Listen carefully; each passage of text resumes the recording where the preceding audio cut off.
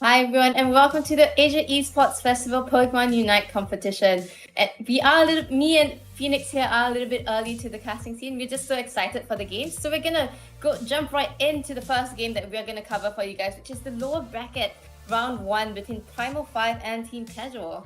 So this is how the bracket looks right now. We have, the upper brackets kind of finalized. We will be going through with you guys the round from lower bracket round one, lower bracket round two, to round three, and winners bracket round three, as well as towards the grand finals.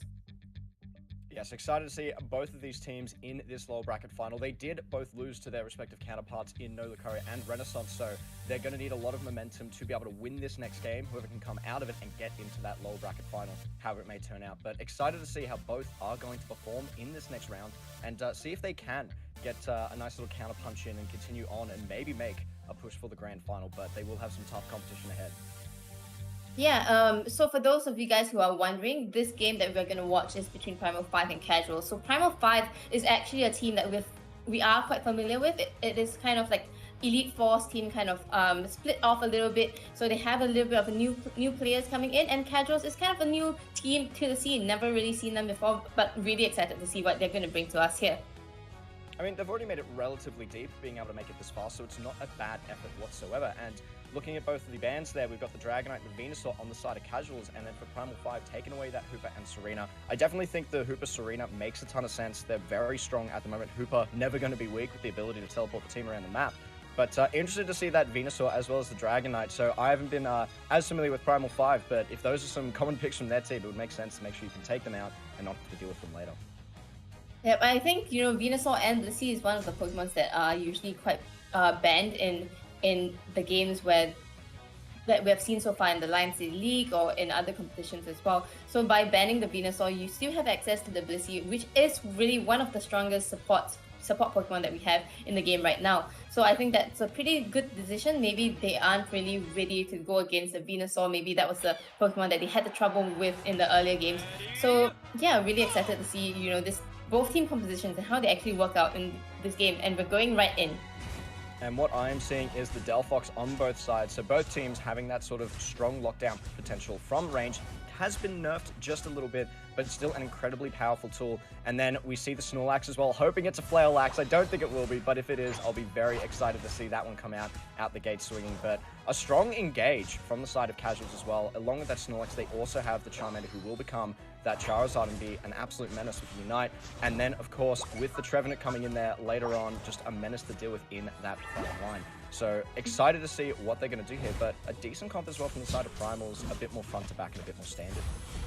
Yep, I think for me, I quite like the team composition coming in from Casuals. They have a lot of crowd control with the Trevenant later at level 5 and also with the Delphox. So if they're able to use those skills really well, especially the Unite moves, to synergize it extremely well in all the team fights, I feel like it's a very strong team composition because Cinderace can come in from the back, deal a lot of DPS in the safe distance, while Trevenant and Delphox kind of just deal so much damage and decrease the kind of healing abilities against the side of Primal 5, making this Blissey a little bit of a questionable choice right now. Yeah, the AoE damage that's going to come from Casuals is going to be incredibly scary with all of those Unites, as well as having so much crowd control. But I also don't mind the Blissey being able to have some of that protection. Really depends, and a good engage there to be able to get those two taken out, as well as get a ton of dunks in. Primal 5 getting a nice early lead there. A good rotate there from the jungle for Primal 5. I think this timing makes a lot of sense because Primal 5, they have a team composition that, skills pretty early in the game. They have the Slowbro, they have the Ninetales that levels that gets the first power spike at level 4, as compared to the side of Casuals where they need to get all these 3 stages Pokemon evolved, like Charmander and the Delphox that will come in as well. Trevenant as well is kind of mid-game scaling. It does need its level 5 before it becomes quite strong, and we already saw how Primal 5 is making use of this advantage. They are playing very aggressively already in the early game, bringing down the Trevenant already, and scoring 94-0 already within the first 2 minutes of the game. Slowbro and Ninetales both known for incredibly oppressive early games, so it makes sense for them to go as aggressive as they are. Seeing it again in this top side, fantastic stuff to be able to secure that one, with Duraludon securing that one as well. And that is their late game insurance, so you do want them to be getting most of the XP, most of the KOs here, so they can continue to push ahead, and gets another one, almost level 9, well in time for the spawn on Dreadnought down below, but they do need to rotate to that objective. I think bottom lane for the side of Primal 5, they're holding it really well, so they don't really have to rush down all the way yet. Not to mention, Duraludon is probably the one that is going to secure the objective for them, so they're probably going to try and delay as much as possible and wait for the Duraludon to come in and go for the engage onto the side of Casuals. And they're trying to make this fight work on the side of Primal 5, already getting that first pick onto the Snorlax. Nicely done, and I think it's all but secured at this point. They already have a level 9 on the Duraludon. There you go. You see it just so they can rip it even faster, and they take it so damn quickly, and now they're just going to push in for the advantage, take down the Charmander as well. Nicely done, still level 4. Unfortunately, struggling to get the XP there, and even clean up the Cinderace on the back of the fight. They have punished this bot lane. Yeah, Primal 5 is doing so much, and it definitely shows that they have a lot more experience playing this game, right? The Duraludon is just doing so much for his team right now, and Casuals, they don't seem to have an answer to it. They're not able to engage onto the backlines to get this Duraludon down at all. And I think they really need to focus on maybe getting the levels. Stop giving Primal 5 all of these knockouts. Just take your time, get the levels that you need, and then find an angle for you to go in there and get some knockouts of your own. It can be a difficult mental game to play when you are falling behind. Sometimes you feel like you need to take these picks, but in a game especially like Ignite, where you get more XP coming up on the side lanes once they've taken down your first goals, you're able to get so much more value for it. So more camps spawn near you, you can just relax, farm up, get your XP and take it a little bit slower. But again, they're trying to fight a little bit too hard in this point, and they're getting ripped to shreds by the side of Primal 5, getting 3 KOs there and continuing to look for more. Still a Charmeleon. They're having a rough time at the moment to get that evolution, but it will be scary once they can get that. So Casuals just need to find that composure, relax, take a few more camps, give up maybe a few more objectives, and just focus on trying to get that farm. But losing that next goal, the second goal, is always a little bit scary because it's no longer safe to try and farm in that side lane. I definitely agree with you and what you're saying, but at the same time, Primal 5 is giving them so much pressure. It's hard for Casuals to actually come back into the game. They have so much map presence. They are in top lane and bottom lane, just trying to chase down the side of Casuals, making it extremely hard for them to get any of the farms at all. It's making it incredibly difficult for them. And I think it's because, look, we've seen Primal 5 here before. They've played in a lot more tournaments and they've had that strong skill together. And so they've had time to build that up, whereas Casuals coming together in this tournament, absolutely fantastic to see. But it's making it a little bit tougher. You can see the experience coming in from Primal 5, and they've already got the setup on the objective, so they're going to rip that one like no one's business. And they've got it, and now they're going in for the charge. They should be able to take most of this fight. A nice engage from the Snorlax, but I don't think it's going to get much value. They're just trying to back away from the team, just trying to peel out, so hopefully most of the team can survive. And they do get some nice burn down onto that Ninetales, but are they going to get more? Finally, the Charizard Unite coming in. They should be able to get some XP from this. That's one taken down. Crucial to take that one down. Are they going to be able to get more? They decide they have to back away. Charizard just a little bit too low. I think they definitely found a lot of value there. I mean, looking at it, they finally have the Delphox, they finally have the Charizard. Charizard getting 2-3 levels just from that fight alone.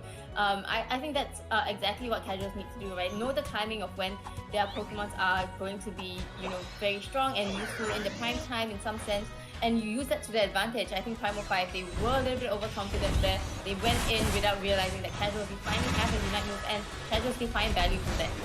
But now they're just getting absolutely punished. A good return there from the side. Duraludon able to force them out of the lane, and they all get taken out. I think it was greedy for Casuals to try and push for that Rotom. I think, again, concede it. I know it feels bad, especially when you're on your final go post there with the Rotom running it down, but you'd rather get the farm, get your Cinderace farmed up, get them to a point where they can carry you in these later fights. So I think it was kind of the wrong move there, and they do get punished hard for it. Yeah, they definitely don't need to be pushing out this Rotom so far because the timer, it's still at 3 minutes 30 seconds. So that means they do have enough time to actually just take it a little bit more slower, try and farm up their Unite moves and just defend from this Rotom. Primal 5, they aren't pushing the top lane, but they are actually going to push for the bottom lane. So they have to try and respond. But I feel like Casuals, they don't really have the manpower for this. They can't go against like 4 of these Pokemon from the side of Primal 5. Primal 5 keeping up so much pressure, wanting to end this game before the Zapdos even spawns, and I really respect the play. And it made sense to leave the Trevenant up top. They're able to solo take down that Rotom without any worry, but at the same time, they're not able to push off Primal 5 from that objective. If you have the Trevenant there, they're not going to have a chance to be able to get any dunks. There's going to be so much pressure. You won't be able to take down the Trevenant too quickly. And there they are again, taking that Dreadnought. So now a massive XP lead on the side of Primal 5. Already have Duraludon at level 14. And whereas the next highest, Cinderace, level 12, that's not quite going to cut it for this final fight. Yeah, they definitely don't have the final level spike that you really want to see in the late game for the side of casuals. But they do have a very strong unite move from Trevenant as well as Delphox. If they manage to land them together, it might be very well for the team. But it seems that Trevenant is already being caught out here, so it will be out from the fight for around 5 more seconds. And I feel like Primal 5, with the team composition, they're probably just going to start the Zapdos anyway, so just zone them out of casuals. And Primal 5, they probably will be able to get this. They do have a ton of secure with that Duraludon, with that Slowbro as well. So they should be able to just zone this as they're doing already, and they're actually taking it a little bit slow, and they're going to go for the Rift, but this could be a good opportunity for casuals if they can throw out all the AoE Unite moves, but they're getting completely countercharged. They're trying to get some damage done there. The Snorlax as well, getting taken out on the front part of that fight. They're incredibly low, but they weren't able to get any more value from that. They just played it slow. They already had the lead, and they just outstatted them in that fight. And they take the Zapdos, and they should be able to take home this game. Yep, I think definitely fighting in the Duraludon Unite move probably wasn't that great of an idea. I mean, you do have the Delphox Unite and you do have the Charizard that is able to deal so much damage to the backline. But if you go into the Unite move of that Duraludon, you're doing so much damage to yourself as well. Not to mention Duraludon, I think plays that Unite move extremely well, just zoning out the entire team of casuals coming in from the choke point, and because of that, they just get 5-man knocked out just like that, and Primal 5 taking the first game in so very dominant.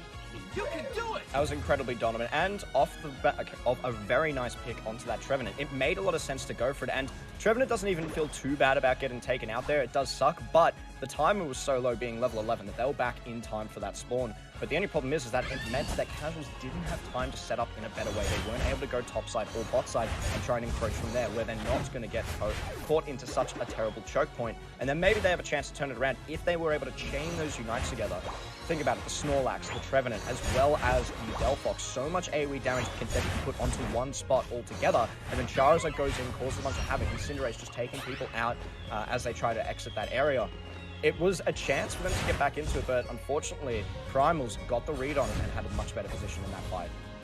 Yep, I definitely think it didn't come down to like the team composition. It really came down to, you know, the strategy that he had in terms of engaging and disengaging in the fights right there. And I think in that sense, Primal 5, they definitely have more experience in this, and it definitely shows in this first game. So I'm going to be quite interested to see what casuals actually bring to the table on the second game. Are they going to go with the same team composition? Because I feel like it's a pretty good one, but they need to be more careful in terms of how they engage. I definitely think you're right, and I think they need some ways to be able to secure these objectives. They don't really have a lot to be able to do that, and also I think just play safer in the early game if you're falling behind. Again, not so much wrong with the comp, but maybe they decide, hey, let's not concede as much in the early game. Maybe we swap out that Charizard for something that can hold its own a little bit better in lane, and maybe even help us get some secure. Maybe go for something like an Aegislash. We can still fill that role of a Charizard in a much different way and still go quite aggressive. But looking at those damage charts, seeing a lot being done by the Duraludon as well as the Delphox on the side of Primal 5, doing a ton of work there, getting 80 and 86k respectively there, so looks quite nice. And you look at the side of casuals, they just weren't up to be able to deal that same amount of damage. So again, I think they just need to find a way to outlast them in that early game so they can get to that late game and make some stuff happen. Yeah, they definitely need to synergize the way that they engage in the team fights. I think we've talked about, you know, the Delphox Unite, the Snorlax Unite, as well as the Trevenant Unite, and also, you know, Cinderace attacking from the backlines, and then Charizard also coming in towards the backline of Primal 5. That's probably the best way that they can kind of engage, but they need to time the Unite move really well, and also be careful of the slow grow, because the slow beam can be very detrimental to the Charizard, who is, you know, one of your main damage dealers on the side of casuals. Yeah, the pick for the Slowbro works incredibly well into this comp. Just having the ability to stop the Charizard. There's nothing else that can really stop a Charizard once it is able to use its Unite. So having that Slowbro in the pocket, that was probably their plan all along. Just wait for it and be able to stop them before they can cause too much havoc. But I don't even think they even needed to worry too much about that. They had such strong positioning, and again, you could see Primal 5 always at the objective on time, always setting up incredibly well. And that was even during the first one, where it looks like casuals had the better position to begin with because Duraludon was up top trying to get that XP. So I think they need to find a way to muscle into these situations better. Maybe they just need to pull back slightly. Maybe they were a bit too far ahead before the people were down there to actually be able to take the Dreadnought. So we'll have to see how they can come back in this next game. Yeah, I definitely think that they should play back a little bit, especially in the early to mid game when the team compositions on the side of casual is not going to do as much because they haven't reached the power spikes. With the Delphox, with the Charizard, you just want to play back a little bit. Don't give them too much EXP. I think in the early game already there was too much level lead for the side of Primal 5. They had a 3-level lead onto the side of casuals, and I think that is very hard to come back from. I think they did a pretty good job getting some of those knocked out once they had the Charizard, but I felt like it still wasn't enough, and it was way too late into the game for them to actually come back in terms of being able to take a team fight or being able to score in some dunks. Yeah, definitely playing safer is one way to do it, and we've already discussed quite a bit about it. Or they could just flip the entire game on its head, pick something completely different, go very early game indexing, and see if they can just push Primal out of the game before it even starts. Much like Primal did in that game. And when you look at their team, yes, it had some strong early game points, but they did have a little bit of scaling as insurance. They had the Duraludon, they had the Blissey, so maybe try and punish that point. They were quite a squishy team. Pick stuff like the Lucario that's able to jump in early, pick the Snorlax again, but maybe go Flail-Lax, try and do something aggressive. I mean, it sounds kind of troll, but you can make it work. Pick that aggression and just try and force them out of lanes, and then that way they don't have a chance to come back. Yep, I definitely think that would be like a pretty good option, but it really depends on what team casual is kind of comfortable with playing. Do they have that Pokemon pool of maybe playing Pokemons like Sylveon or Espeon, or even Glaceon is banned, but yeah, the two evolutions are actually very strong. They scale very early in the game at level 4, and they are able to deal so much damage and pressure so much in lane, especially on tanks such as the Blissey and the Slowbro.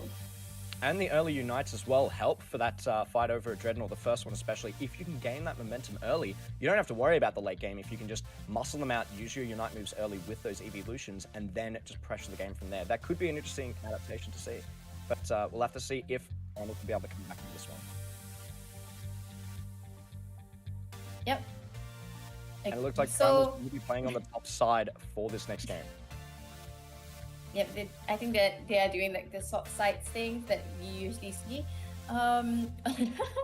But yeah, so it will be quite interesting. I think the Espeon combination with Delphox and Trevenant, they are all AoE skills. Just imagine how much you could do if you just line all of those unite moves together. I think it's gonna be crazy how much damage you're dealing and how much you can just disrupt the opponent's team. But of course, it really does come down to the execution, and whether or not you are able to do that will just show just how much skill you have in this game and how much you know about this game and the position, making use of the positioning of the other team as well.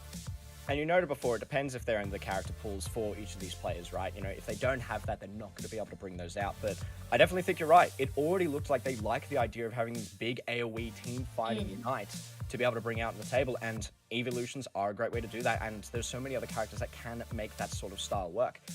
They just need to be able to pick them and get into these fights. So again, I'm looking for something that can either win them the early game, or they can run the same comp, happy for them to run it back, play safer, give up certain things once it's looking bad already. If you've already lost the Dreadnought fight and you're already getting pushed out, just accept the fact if your goals go down, take the farm, take it easy, relax, scale back into that game. Find your opportunity, you just need to get the farm so you can do it. Yeah, I think we definitely saw that in the first game where, they went for different kinds of objectives when they could have, gotten their levels for the Charizard. They were trying to engage too much in the fights, I would think. And because of that, they really scaled up way too late into the game. So just a little bit more of like positioning and timing, knowing what objectives to go for would help team casuals a lot already in that sense. Yeah, especially on the Rotoms. I don't think you need to push as hard for some of those Rotoms as you might think. Again, they had their entire top side up with a ton of XP there that they could actually collect. And instead, take the time to just collect that XP. Let them take the Rotom initially and then defend against the Rotom once it's near your goalpost and once you've all gained a little bit of XP. Then that fight's a little bit closer because they didn't get any of that XP. They were all split up and they just got torn apart in a lot of those fights. So I think just being a little bit more reserved, accepting the fact that you don't have to fight for every single objective, but fight for the ones that matter. Try and be there for those Dreadnoughts. Make sure that you're going to be up and have the XP for the second Dreadnought if you're conceding the early fights. Yeah, definitely. I think, as people who have played the game a little bit more, we all know that Dreadnought is more important than Rotom. But, when you first start out, it might be a little bit hard for you to kind of make all the connections or the strategies or to know the different strategies that, the different teams have there. So, yeah, but with that, we are going to go into the second game between Primal 5 and Casuals. Let's have a look at see whether or not there has been any changes in terms of the bans and also the picks that both teams are going to go for. and it looks like there definitely has been changes to those bans. Crucially, they've left the Hooper back open again, and that means Primal 5 immediately jumping onto that one so they can secure that, and they have banned out the Snorlax as well as the Duraludon. I find it odd that they've banned out the Snorlax since they were originally playing that pick themselves, but getting rid of the Duraludon makes a ton of sense. It had so much secure, it avoided them from getting into any of those choke points, so I think that's a good adjustment for those bans. Yeah, I think it's definitely a very responsive approach, I would say, from the side of casuals to actually ban out the two Pokemon that were causing a lot of trouble for them in the first game. But it's also interesting to see that, you know, even with Hoopa unbanned, they aren't actually going to pick the Hoopa. So in terms of the rotations, they have to make sure that they are one step ahead of Primal 5. If not, they are going to lose out a lot on the objectives like Dreadnought and Rotom, and what happened in the first game might happen again. That's if they are allowed just to punish them as hard as they do. This is a game where I want to see casuals go incredibly aggressive, and I do actually love the adjustments they've made towards that. You have a Mr. Mime, which is incredibly dominant in the early game, just able to steal away so much farm. And if you're able to do that, you can deny them a ton of XP and then just engage upon them when your mid-central player comes up to help you out in those fights. And Ninetales as well. Bulbasaur does quite well in the early game and scales incredibly well, so I love these adaptations, and hopefully they should be able to put a bunch of pressure in that top side and in the bot side and be able to muscle them out, and then hopefully just have a stronger position for the Dreadnought fight. Yep, I think it's going to be quite interesting because both teams, they don't have a Blissey, they don't have Safeguard, and both teams, they have so much crowd control. They have the Ninetales, they have the Mime on the side of casuals who is able to just, you know, deal so much, disrupt the team fight potential of Primal 5, and on the side of Primal 5 as well, they do have that Hoopa, they have that Pikachu, and the Ninetales. So a lot of crowd control going to happen, so if your engages in this game, it's going to matter so much more. Yeah, I was going to say, we were talking about the team fighting AoE unites from casuals, but Primal 5 deciding to match in-suit as well. Other than the Lucario, which is going to be a little bit more single target sort of focus for this game. But I think it's impressive. I'm excited to see what both of these teams are going to bring, who's actually going to be able to muscle these fights. But the Lucario in that bot side as well, causing a lot of issues, is for the side of casuals, not able to deal as well as they probably would have hoped. Mime not able to get that far ahead, still level 3 at the moment, struggling just a little bit in that lane from the pressure of the jungle Lucario coming in. Yeah, and it seems like Primal 5, they are stacking on the Pikachu as well, the wall turtle. And they managed to really bring down the side of casuals quite a bit, right? The Vulpix is still not evolved yet, and casuals, they kind of need to focus on getting the EXP that they need first before they try to engage once again. Primal 5, it's very interesting to see the Lucario in the central area as a central area Pokemon, so it does mean that he will have its close combat or Bone Rush, and depending on which one he chooses, the team fights for the side of Primal 5, it will be quite interesting to see how they take it. And it's not a terrible pick either. I've seen it coming up a little bit more. People have favored picking it in that top side, especially when there was the solo lane meta, just because it allowed you to get very easy stacks. But you can see the power of its ganks coming in. Having that XP early, getting the fully charged power up punch, and then going into a close combat, great secure with that as well. So it makes sense to play it as that sort of central area character. That way you're able to jump to these objectives, secure them, or go in for powerful ganks. But it does mean you drop off pretty hard. But when you're playing a jungler that's focusing on the early game, trying to get a nice early lead, and you can see how much it's done in both bot and top. First in bot lane, then going towards top side to make it more in their favor. Level 9 as well, they should be able to secure this very easily. Yep, I think Primal 5, they just found a really good angle to catch the Cinderace off guard just now. I think he just wasn't able to juke it out with his move, and because of that, you know, with the Hoopa as well, they're able to kind of just rotate very quickly to the bottom side and find the Dreadnought and find the team fights as well. And we saw exactly that secure coming on in, using the Unite to take it as well, and then just diving into the rest of the team, forcing them away from that Dreadnought and getting the dunks down. And now if I'm the side of casuals, I'm thinking, okay, it's time to play defensive. We were talking about it last time. It's okay to concede some of these objectives. Hooper is going to beat you around the map regardless. Maybe concede that Rotom, focus instead on just trying to get a little bit more farm. Level 6 on that Venus, or on that Ivysaur, I should say. So they just need to back out, and they lose the goal as well. And that's going to be a scary prospect, but it means more farm. Get that farm, get back into this game. Once again, casuals not choosing to take the fights instead of the EXP. The Wall Turtle is not yet at the at a level where they can kind of evolve and actually find a chance to actually go in. And with all the Unite moves that Primal 5 have, they're going to push into the tier 2 once again. Punishing them once again. We've said it before, they just need to accept defeat on some of these. They're just giving up way too much, and more so it's the fact that if they go down, they're no longer on the map to gain XP. That's the big thing. You want to be back on the map doing stuff. Looking at a gray screen is not going to be a great time in this case. You're just going to be stuck there in base, not able to do anything. So make sure you're alive. Allow some of these objectives to go down because you're already behind. Accept that. It's time to get that farm. Claw your way back into this game and then find a sneaky pick when they're playing a little bit off, maybe a bit aggressively on some of their characters, get more XP back, and then just be ready for that final fight. You can always win the game at Zap. I definitely agree with what you're saying there, but I mean, look at the map. There isn't much farm for them to actually get those EXP at all, and they're constantly trying to go in onto the side of Primal 5. They're just gonna get knocked out, and Primal 5, they have the Hoopa Unite, so they can defend the top lane, they can defend the bottom lane, and they have any ways to just go down to the Dreadnought so easily.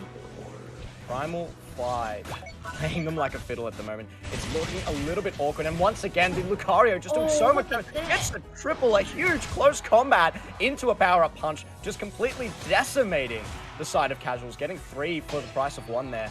Love seeing that effect coming out from this Lucario. Noil doing a ton of work in this game. It's been incredibly impressive to see. We saw them on the Duraludon last game, and now we're seeing them cause a lot of havoc with Lucario this game. Excited to see if they can keep up this momentum into the next series as well. If they can make it that far again, Casuals still have an opportunity. They just need to get farm. They just need to catch up, get their Unites up. Some of them still don't have it. We can see a lot of them being locked at level 8, one locked at level 7, and now they're just letting them get into their jungle. Again, I would have just considered that goal and taken the farm. And look at the time of 4 minutes, this is the right time to be using your Unite moves. Primal 5, they decide to just go for the Hoopa Unite, they find even more value, bringing down the Ivysaur as well as the Cinderace from that. And they are going to be able to get to the Rotom without any contest from the side of Casuals. And I mean, look at Casuals, they don't have the Venusaur yet, they don't have the Blastoise yet. It's going to be a very hard game for Casuals in the second round.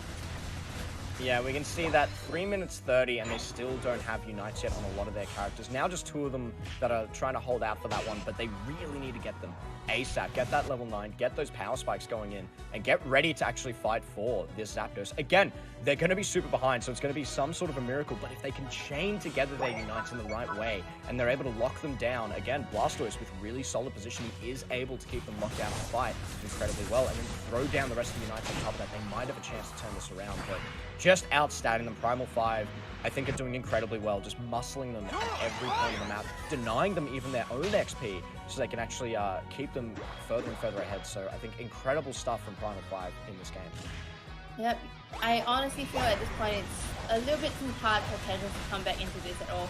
Primal 5, they have the advantage in terms of levels, the points, and also in terms of the experience playing Pokemon Unite more competitively, and they know when to go for things. Noil is extremely well known for his Lucario as well, so it is going to be an upward climb, especially with the timer being 2:30, already so near to the 2-minute mark where the Zapdos will actually spawn. Yeah, it's dangerously close to that timer, and it looks like Primal 5 should be able to secure this one as well. And they've lost a ton of members on the side of Casuals as well. Losing those 2 right before the spawn is going to be a bit dangerous. Cinderace won't be in position in time for the start of that Zapdos fight, so it's going to be a little bit awkward for them to try and get into this. And they're looking for Calamity, but Calamity's level 13. They're having a fantastic time on the Blastoise at the moment. And since they're so zoned, it looks like they're going to play it slow. Hoopa throwing down the portal as well to help out their buddy, who's going right back in. Will they be able to push this fight? Cinderace trying to deal some damage to that front line, taking it in slow, but they're in a choke point at the moment. The Pikachu Unite goes down as well, so we're talking about them trying to get a wombo on the side of Casuals, but that was exactly what Primal 5 wanted. They got them in the choke point, and they just nailed them down and stopped them from being able to do anything. A really great fight from Primal 5. Casuals trying to do what they could to turn that around, but that goes to Primal 5. The Hoopa brings them in as well. There's no mercy in this game. Yeah, I think Primal 5 is definitely showing the dominance and experience in this game. Casuals just didn't have a chance at all to come back into this game. 8-7, 4-7, and the score is still increasing. You might even get to see like 4 digits on the side of Primal 5. just so brutal gameplay from them. They finally managed to bring down Noyle, but it's a little bit too late for that now. It's an unfortunate game for the side of Casuals. They did what they could, but they were just muscled so hard by Primal 5 from the beginning of the match right to the end. No goal has been taken down yet on the side of Primal 5. They've played this near perfectly, and they've gotten every objective that was able to be taken. So I think this is flawless form. This looks good going into that loser brackets final. I think they definitely have a shot at being able to take some of these games off of Renaissance, off of No Lucario, who are incredibly dominant teams. But if you're able to dominate in this sort of fashion as Primal 5, there's a solid chance you might be able to hold your own in games against both of those teams who have been incredibly strong in this region for so long. Yep, and I guess, being in the lower bracket means that you have a little bit more time to play a few more games, and maybe that will help with the momentum, right? So Primal 5, after they finish in this lower bracket round 1, they will be facing the winners of the other lower bracket round 1. So we will be looking at Primal 5 against Pokehanas after this. 5, 4, incredibly excited to see that next match coming on in and see if they can make it work and continue on and maybe do a bit of a resurgence from that lower bracket. Primal 5 looked incredible that game.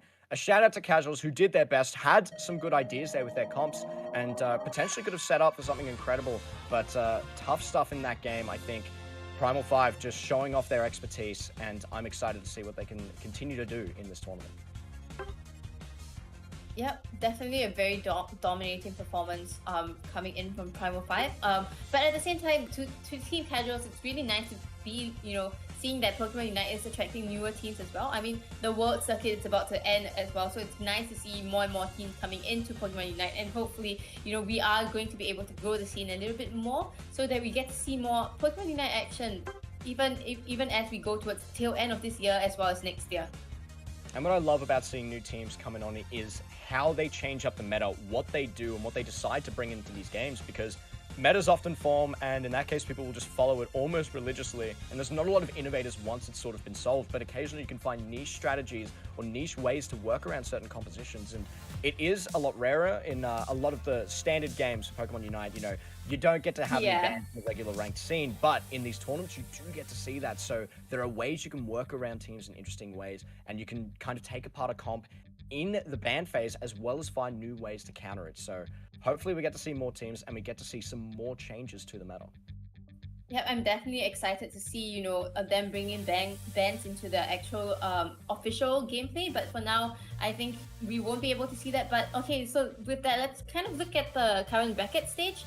In the upper bracket finals, we do have No Lucario and Renaissance, two very strong teams who are going to represent the APAC region in the London Worlds as well. So that will happen at 4:30, and at the same time, we will be covering the lower bracket finals once Primal 5 plays against Pokehanas, and then we will bring to you the grand finals. And of course, all these teams, they are facing off against one another for a total prize of 1,750 Singapore dollars. So there's quite a lot of money that you can earn from this, and I think all the teams are definitely excited to do well in here and just get them ready for Worlds, I suppose.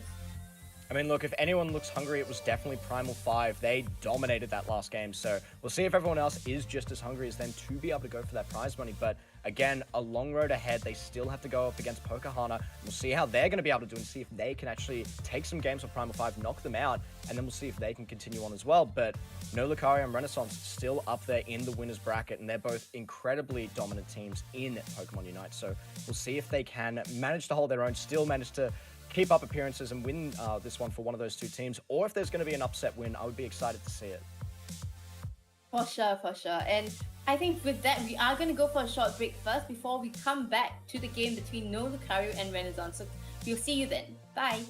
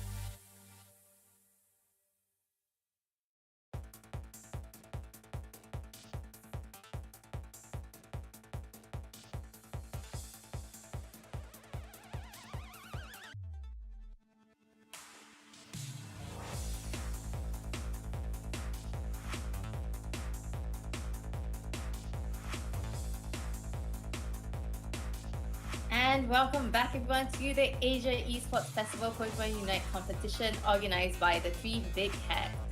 We are going to go into a very exciting game in the upper bracket finals between No Lucario and Renaissance, both extremely well-known teams who are representing APAC in the London World's Pokemon Unite competition. It's going to be excellent to see both of these teams battle it out here first, having a bit of a warm-up for that tournament ahead of time. So always excited to see both of these teams going up against each other. We know that they're probably the two best in the region at the moment, so always incredible whenever they get to battle it out. Yep, and I think it will be interesting to see what kind of Pokemon they bring into. We are live, as you can see, we are live now at the Kallang Wave Sports Library, where some of the viewers from all age groups are actually here to watch these gameplay between these two powerhouse teams. Yeah, it's going to be an absolutely electric match to see for this next one for the upper bracket. And look, I'm looking forward to seeing if No Lucario decides to stay true to their name, or if they're going to bring back Lucario. It wasn't meta last time we saw them battling it out, so it wasn't picked. But considering it is coming back up in popularity again, now that things are getting a little bit weaker and it's now finding its footing once again, a few other buffs coming its way, we'll be curious to see if that pick is going to be a big part of it. But yeah, look, No Lucario Renaissance, they also were looking for a rematch against each other a little bit earlier when it was stolen away from them the last time they were battling it out. So we'll see who will come out on top this time around.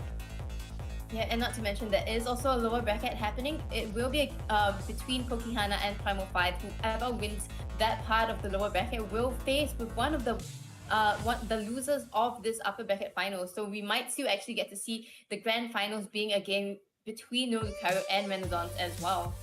Entirely possible that this is grand final part 1, and then we're going to see part 2 Electric Boogaloo a little bit later on this evening. But first, we need to find out if they are going to be able to win this next match, and then we never know. Pokihana and Primal 5 could come back in the lower bracket and cause a bit of an upset. We saw how well Primal was able to do in that last match up against Casuals, able to muscle them out in a lot of situations. So keen to see if that's going to come back up, and if Primal is going to have a bit of a surge, or Pokihana is going to stop them in their tracks. And it's, once again, if we are going to see a No Lucario versus Renaissance grand final as well. So excited to see what both of these teams are going to bring. We definitely know it's some of the best Unite in the region, and wondering if they're going to be playing pretty meta, or if they're going to use this as a chance to experiment for a little bit. They do have Worlds coming up. They do want to play well on that stage. Maybe this is their chance to test a few things out. They know they're both competent teams, so they want to test it against some of the best. Yeah, and of course, the format of this competition is slightly different from that of the World Circuit. I mean, we have two global bans on both sides. So that is one of the biggest differences between this competition and the ones that will be happening in London. However, I think, I've been seeing a lot of team competitions in ranked gameplay nowadays where they bring in 3 different all-rounder Pokemons. I'm just really wondering if we will get to see that. I think a lot of the all-rounders have very strong skill sets in terms of the moves and mobility, and that is really where the meta is right now. So yeah, just interested to see, are they going to ban the Hoopa and the Blissey once again? I think these were the more common bans that came up in the Lion City League previously. So it'll be exciting to see what they bring onto this table in this new patch of games, and see how they, strategize against one another once again. Yes, those premium supports, the Blissey and the Hoopa, have always sort of been meta since the start. Hoopa being able to move you around the map very easily and can make a bunch of different plays happen for, teams that normally don't get a chance to jump around the map that quickly. And then, of course, the Blissey as well, one of the better picks to just sort of sit next to a carry and let them do what they do best and carry hard. So Blissey just able to give them everything that they need to push forward, go aggressive, and get those takedowns and just be able to win the game for them. So they are quite common. I wouldn't be surprised if those two were banned from these teams, but curious to see what the other bans are going to be. While we say No Lucario is known for being a No Lucario team, they do actually have one of the better Lucarios in the region. They play incredibly well on this pick, and they've been incredibly dominant. So curious if that's going to be banned out as well. And some of the other picks that are showing up now that are becoming a little bit stronger in the current meta. We've seen Dragonite slowly sneaking their way back in after a ton of nerfs, and then eventually getting buffed once again. And they've come up more in popularity, the ability to secure those objectives. And You also mentioned just before the all-rounder comps, running 3 of those just to go all in and go super aggressive. There's a lot of teams that can make it work, and you can even, again, run that Dragonite as sort of a pseudo-attacker because of the range you can get if you go the Hyper Beam build. So there's definitely different options for these teams. Curious to see if they will go all in, but I'm expecting probably a bit more standard. They will, run the sort of more front-to-back sort of team comps, battle it out. That's sort of what they're really good at, and we'll see if they can continue to bring that out.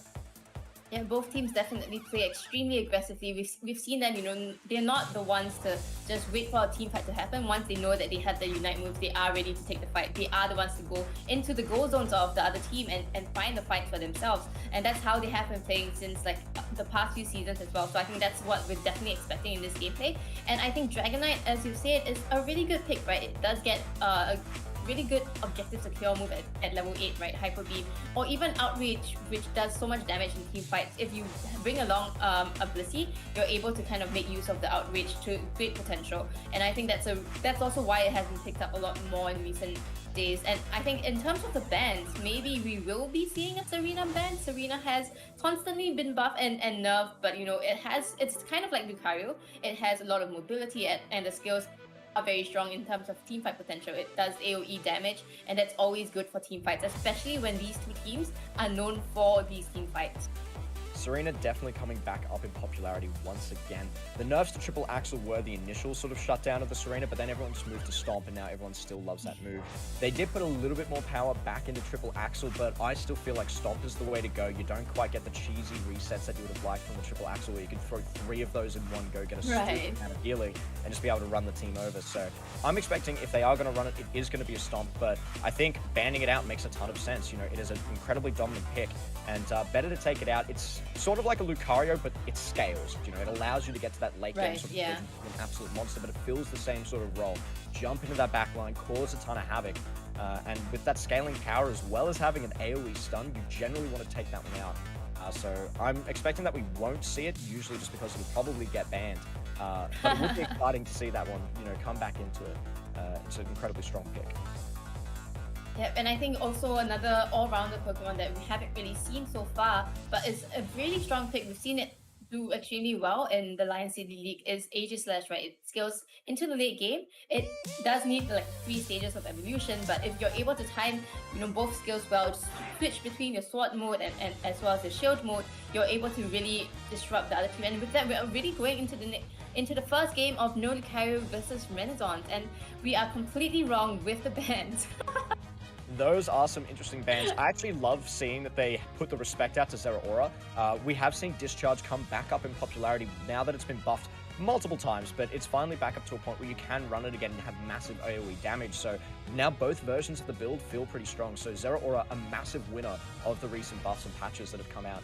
And Ninetales makes a ton of sense, able to bring so much for a team, tons of CC, as well as bringing in the defensive utility with Aurora Veil.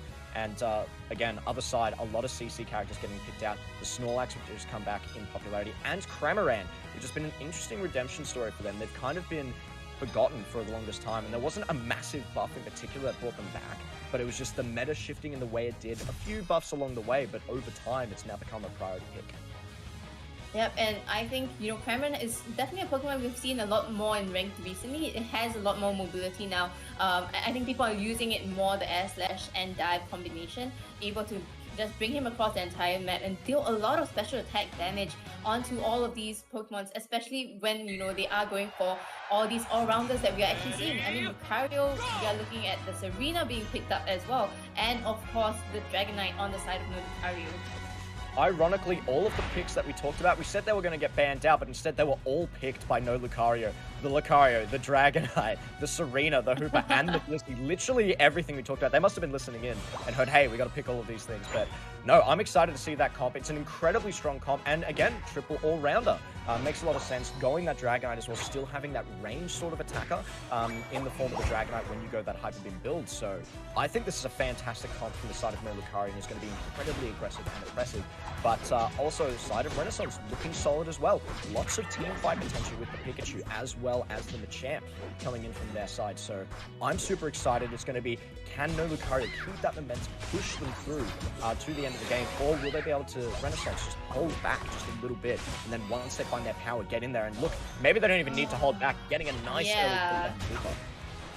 Yep, I think Renaissance definitely made use of this Pikachu there. I mean, no Lucario, they had a lot of frontliners, but with the Pikachu's Electro Web so early in the game, you're just able to stop no Lucario from actually getting the farm and bringing them down. Just from a very safe distance, they are able to kind of do that. And oh, so many knockouts already, and it's not even 2 minutes in this game. They are absolutely battling it out, and they should be able to chase this one down as well, just barely out of the range. Honestly, I love this play. Nobody really does this a lot, where you try to sneak her back, and they just barely get it. Everyone expects you to just keep on moving. That was a cheeky move from Pikachu there, Yang, nailing that play over there, and a nice takedown as well. Mevius in the top side, taking down that Blissey as well. Yeah, and of course, because we are seeing Koopas on both sides of the team, it means that there's a lot of rotations, and we've already seen that no Lucario's Koopa going down to help the bottom lane just now, almost knocking out the Pikachu, and on the side of Renaissance as well, Koopa just using its hyperspace hole to rotate down to the bottom, get them a very strong positioning, make sure that they are able to apply so much pressure to no Lucario in the early game such that they can't scale into the late game with the team composition. And look, with Renaissance as well, they already have a scaling team comp, more so I'd say, than the no Lucario, so I think it's very much in their favor. Great gameplay, and they're going in for a dominant fight. A nice jump in there from Kamiru to be able to deal enough damage, knocking them down, and the counter punch back. But they just barely managed to get out of that. Kamiru still trying to battle it out, gonna jump into the portal. Can they make it? And they do. Really good job on both sides. I think no Lucario's Dragon Knight already level 8 at this time, so that means he does have his Cycle Beam, and we've seen how much damage it was able to do onto the Serena and Machem. Macho not able to bring them down, but it still does a lot of damage as long as they get the stacks in. Solo going in for the knockout onto both ones, Hooper and Machem down. Solo, although they have conceded the Lucario this time, their Serena is dominant. They do exactly what they need to do, get the double takedown as well, and now they should be able to just keep pressure in topside. They already like the position. It makes sense. The Dragonite has such great secure. You could just leave this one down here, but that means there could be a numbers disadvantage, and it's already looking a little bit sketch. Dev managed to get out of the fight, decides to take the slow way in, and that means Renaissance has the better position. Can they secure this though? Because Wraith coming on in, they've got the Parrot Punch. They do manage to secure it just barely. A good attempt from Wraith to try and sneak that one away, but Renaissance already had the better position on it, were able to secure that one, and now they're looking potentially to skirmish on top of the skull. I really like what Yang is running. He's using that Volt Tackle with really strong potential, locking down the Pokemon on the side of no Lucario and allowing Renaissance Machem to just come in there and deal all the damage he can. And I really like this pick because, you know, mobility is the meta right now for Pokemon Unite, and just disrupting that in itself could be the decider in terms of team fights. It definitely could be in Kamiru. I saw that play. It was a great attempt. Almost pushes those three members into their own team, but wasn't quite able to work out, and they do manage to get a bit of a counter punch regardless to take down the Hooper. But it was a good attempt, but not quite what they were looking for. And they take down Solo, maybe being a little bit too greedy, trying to steal a few camps on the way out of the fight there, but a good collapse from Renaissance. Yep, and Renaissance, they managed to get the first Dreadnought, they managed to get in some downs, break the tier 1 goal zone of no Lucario while we're looking at bottom lane. So they have the advantage in terms of the levels and points, but it seems like no Lucario did not willing to give up just yet. They're forcing a lot of pressure onto the bottom lane, making sure that, you know, Renaissance, they don't have time to farm around the entire map. They have to constantly respond to the pressure put on by the side of no Lucario. A great takedown on the goal there, but it looks like they're not going to be able to counterpunch too much back. A good attempt. Solo knocking them down, stopping them from trying to get back out of there. And we do see Kamiru. They should be able to pick this one up with the Pikachu in the back pocket. Just barely surviving. Does get the takedown just at the end of that fight. But yeah, no, Solo playing this pick incredibly well. We were talking about how dominant the Serena is, and they're looking impressive this game. Yep, I think both teams, we haven't had a second of like no action at all. Both teams are just engaging in team fights, engaging after one another, and now the Dreadnought is going to spawn soon. It seems like Renaissance has the early positioning. They have the Hooper ready. Both teams, they are going together. The Unite move is used from the Hooper, and that means the fight is going to happen now. And there's so much damage going out. Who's actually going to be able to get the score? Just barely taken by the Hooper, and now they're going to get a takedown. The Unite to lock down that target takes them out. They even get a chance. KSD getting taken down as well, and they've got such a strong position. Serena continuing to chase down the remaining member of the team. Wraith has to run out of it, and they can't defend that goalpost. Another thing to note, Rebongs has been up top farming for most of this game. Wasn't needed for that fight at Dreadnought before, and they were able to get so much done. Almost level 13 now, already have a massive lead on their lane opponent. Yeah, no Lucario, they have to play from the back this time. They have they are lacking in terms of the levels, and they're not able to get a lot of the objectives that they wanted. Every single objective has gone to the side of Renaissance, including this Rotom. No Lucario, they have a lot of farm available, but they constantly have to respond to Renaissance. They just don't have enough time to actually get the farm that they need. And we also see the Dragonite not getting as much value as we would like. They're just not able to set up on those objectives, and so they're just winning fight after fight. Wraith getting incredibly low. Are they going to be able to get up? No, they won't. Solo now tries to go in. Can they take down NT and get a little bit more XP back for themselves? The portal on top just to make sure they can get out, and the Hooper just barely doesn't make it. A good secure there from Kamiru on the Machamp, who's been dominant on this pick all game. And now we see Blissey trying to get that goal. Won't be able to get that dunk in, and Solo also taken out. It feels like Renaissance are just capitalizing on No Lucario, maybe pushing for a little bit too much. Because No Lucario, it is the right choice to go for these fights, get a takedown, and try and put some pressure on. But then they stick around for just that little bit too long, and Renaissance is punching. Yeah, I think honestly, I feel like both teams find good value from that, right? No Lucario, they do manage to get some of the knockouts onto this Serena. Serena is trying its best to kind of catch up in terms of the levels to meet the side of Renaissance. But Renaissance, they are, constantly able to respond to this as well. But both teams, they are just incredibly competitive, and I feel like maybe in this game, Renaissance, they have that fire to want to win No Lucario, right? They did lose the regionals, and I feel like they are at this point where they want to prove a point that, we are as good as No Lucario, and we won this game. They are hungry for this win that was taken away from them, and they're looking for revenge, and they're doing it now, and they're doing incredibly well. But in saying that, No Lucario is still keeping up. Oh. The steal from Dragonite Dev, doing what a Dragonite does best. The cheeky steal with the Hyper Beam and getting out of it. I was just talking to the fact that No Lucario was keeping up in XP, and they still are. That take as well pushes them just slightly over, so that was a huge turnaround play from Dev, and now they've got the higher levels, they've got more XP, and they're ready to go for this battle. Yeah, I think the point at this point is very important for the side of No Lucario. It means that Renaissance, they have to be the ones to initiate the team fight or initiate the takedown onto the Z-Plus. But it seems like team comp-wise, No Lucario is benefiting from this because we do have the objective secure, and the fight is going crazy already. Kamiru with the knockdown on the Machamp, trying to keep that Lucario out of the fight, but they're just getting counterpunched too hard. Too much damage coming in from No Lucario. They've dominated this fight. They did exactly what they needed to. They engaged as a full team with these three all-rounders and dominated the fight, and now they're going to get the objective, and they will take this game. Once again, we see the fight happening at near to the choke point, and because of that, Renaissance, they just get knocked out. They get 5 men knocked out by the side of No Lucario. I think, No Lucario has been able to... They have been able to show us that, they are able to come back from game time and time again, and this is no exception. They were playing from behind against Renaissance, but they managed to come back with the Dreadnought still, with that fight in the Z-Plus pit, and with that, I think this game is that I think it's going to the side of No Lucario. Yeah, I don't think Renaissance is going to be able to get enough points back to be able to win this one. They would have to get an incredible amount of dunks, so I don't think it's going to be possible at this point in the game. So I think at this point you think, as Renaissance, okay, what are we going to do next game? How are we going to come back from this one? How do we change this up? They've realized that this No Lucario comp going to 3 all-rounders was incredibly dominant. Do they try and ban some things out, try and keep them off some of these picks? Or do they decide to go into it themselves? Maybe they go all in and go aggressive, but we'll just have to see how they do this next game. We'll see if they can get a few more dunks before it ends, but they're fighting on top of goals for the side of No Lucario. I don't think Renaissance will be able to do too much, and they're already getting chased down. Solo, now just having a bit of a field day, had a bit of a rough time in lane, but pushed them off the point, a good portal back, but now Solo's rebounds going in now for the aggression, trying to get the takedowns there, and they try their best, but they can't quite take them down. Blissey coming in just in time to save them, and now they're just getting wiped from the map by No Lucario, and they will take this first game and the first one in the series.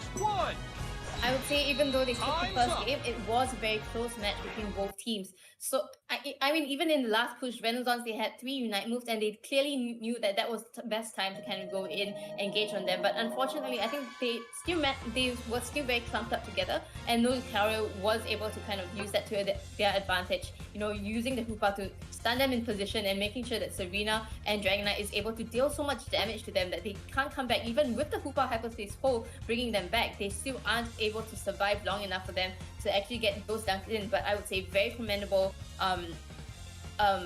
plays by both sides for this first game. Look at the amount of recovery coming in from NL's Ice though. Really good showing on the side of the on Blissey, and I would say for NT as well, 134,000. That's actually quite a lot. A ton of healing from both sides, and a lot of damage coming out from Dev and Solo. It was about 130 for Dev, and just over 100k as well for Solo. So they were doing a lot of work in that game, just dealing out damage, and I would expect that a lot of that came towards the back half of the game, where they were able to get these crazy fights and engage and start doing what their comp does best. And it looked like the tight corridor was just what they needed. They were able to get so much damage out in AoE. Yeah, I think, looking at both team comps, they had the advantages in different aspects, right? I think the PQ was a really strong pick. We saw how it helped the team assure them a lot of knockouts in the early part of the game, but I didn't really see that much value coming in from this Pikachu, especially towards the mid and late parts of this game. I mean, Volt Tackle is a really good move to kind of just isolate one Pokemon and allow your team to kind of follow up on it, but we just didn't see that much happening into the mid and late game. Yeah, the Volt Tackle doesn't scale all too well. You can get a very nice early lead because you can just guarantee to lock down one target. And if there is only one priority target to take down, Volt Tackle makes the most sense. You can just lock them down, and then they're stuck in that situation for an absurd amount of time, and your team can just come in, clean them up, and win the fight. But that wasn't really the case here. What they would have really loved in that last fight was going the AoE Thunder to be able to lock them all down. If they had that and had them all together as a team and they were able to get that massive AoE lockdown, they would have locked down 3 targets. You could have cleaned up the fight quite easily from their side going from that point. But in this case, that wasn't what happened. It was just a ton of AoE damage coming in from each of those 3 all-rounders who thrive in that sort of tight corridor. And again, I want to give a commendation to Kamira, who had a good look at the start of the fight, managed to completely push out the Lucario there, but there just wasn't enough follow-up damage on that target. If they take out the Lucario, they maybe just have a more smooth time in that fight. They get the one takedown and just move on to the other members. Unfortunately, they didn't get that in this time around, so I'm interested to see how they're going to adapt. I also think Renaissance doesn't necessarily need to change too much. I think their comp looked pretty good. They just didn't play it quite right towards the end there and allow themselves to get caught in quite a rough choke point. And I meant Solo could just do those AoE stomps and lock them in one place.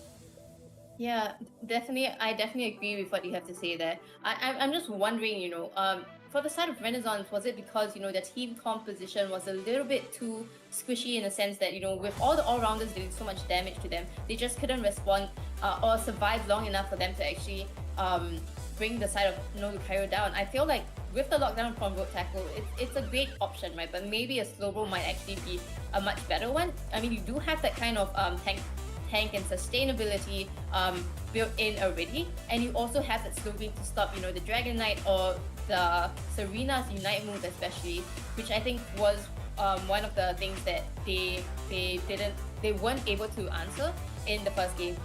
I think a Slowbro would be a fantastic response, because even if you're worried about not having enough damage, go Scald instead. It's incredibly strong at the moment, and you'll still be able to do quite a bit with it.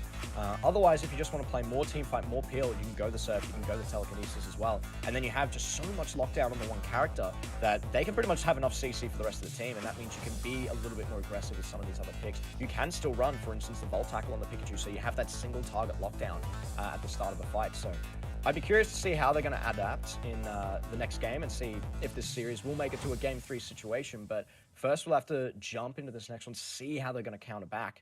But excited to see that first game. It was magnificent. A good beginning from Renaissance, who held most of that game, but no Lucario coming back clutch when it mattered most. Yeah, it definitely came down to how they kind of engaged in the team fight. I think, not to mention, I think the morale booster probably of, getting the last Dreadnought right before the Zapdos maybe might have tilted Renaissance a little bit, but also gave a boost to the moods of the players in NL, and then that kind of translated in how they kind of took the fight in the Zapdos pit. But of course, I think both teams, they are extremely strong, and I feel like what we might see is probably a difference in the bans this time. I think Serena and Lucario, like we've said, are just so strong on the side of NL. They're very confident with it. They know the thresholds of the kind of damage that both of these Pokemons can do, and it's probably better to kind of make sure that they don't actually pick this, especially because Renaissance themselves, they aren't going to pick it either, right? They chose to go for the Machamp instead, so yeah, why not? Yeah, and it makes sense. Kamira is an incredibly strong Machamp. Why not leave them on that pick, but take away the Lucario? Say no Lucario to no Lucario. It makes the most sense. Solo is absurdly good at the pick. Maybe that's why they called it no Lucario, because they plan to run it and they're going to force the enemy team to say hell no to it. That might happen in this next round, but I think it is a good idea to maybe change things up, maybe force them off the picks that way, or you could even flip the game on its head once again, decide instead to get rid of both the Blissey and the Hooper, which they've decided not to do this time around, but there is that ban on the Dragonite, and I think that makes sense. Take away their secure potential, and then that way they can't run the exact same 3 all-rounder comp. And very interestingly, it is no Lucario side that decide to ban Serena, and instead Solo is going to play the Trevenant. We haven't really seen that much use of Trevenant so far, but I feel like this is an extremely strong pick. It has a lot of survivability in 1v1, 1v2, 1v3 situations, but also it is able to deal a lot of card control. You have the ability to reposition your opponents on the other side, and if you do it very well, I feel like the Sylveon and the Venusaur will be able to synergize extremely well with that and deal a massive ton of damage onto the side of Renaissance. The Trevenant, I think, is an incredibly strong pick here as well, for the reason of having the double attackers on this team, and it looks like they're both going to run a mirrored sort of comp in terms of double attacker, double supporter, and then going in with that defender. And I think a great response from Rebongs as well on the Blastoise. You've got 2 of these defenders that are pretty good AoE damage as well in their own right, so they can do quite well on that front, and they're relatively tanky. Trevenant is the tankiest thing in the game. You can survive with only having one frontliner when it is that Trevenant. And even though Blastoise is a little bit squishy, if you do go the spin build, you get a lot of defensive stats when you're in your rapid spin once you hit level 13. So curious to see if they're going to go for that build and just cause absolute havoc on the back line. But it will definitely be no Lucario peeling back a little bit more, using the Trevenant just to soak up damage while they take their time to deal damage from their own side. And then a little bit more aggression I'm expecting from the sides of Renaissance, but they will have that kite ability with the Gardevoir. A good Gardevoir will be able to dodge pretty much everything you can throw at them and just deal tons of damage back.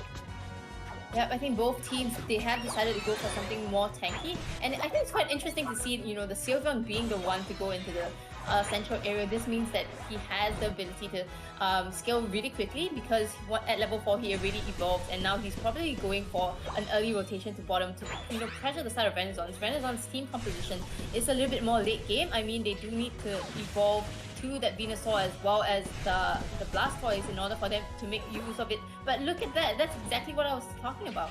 The power of Hyper Voice is just absolutely disgusting if you keep them in that sweet spot. And Dev knew exactly how to position to make sure that one happened. Was able to get both of those takedowns by one just zoning out while trying to chase down that Bulbasaur. And because of that, the Blissey felt like they had to move bottom to try and draw some of the pressure away. And even then, still able to get the sneaky one off the back of it. And that does give them a bit of an advantage on Bees.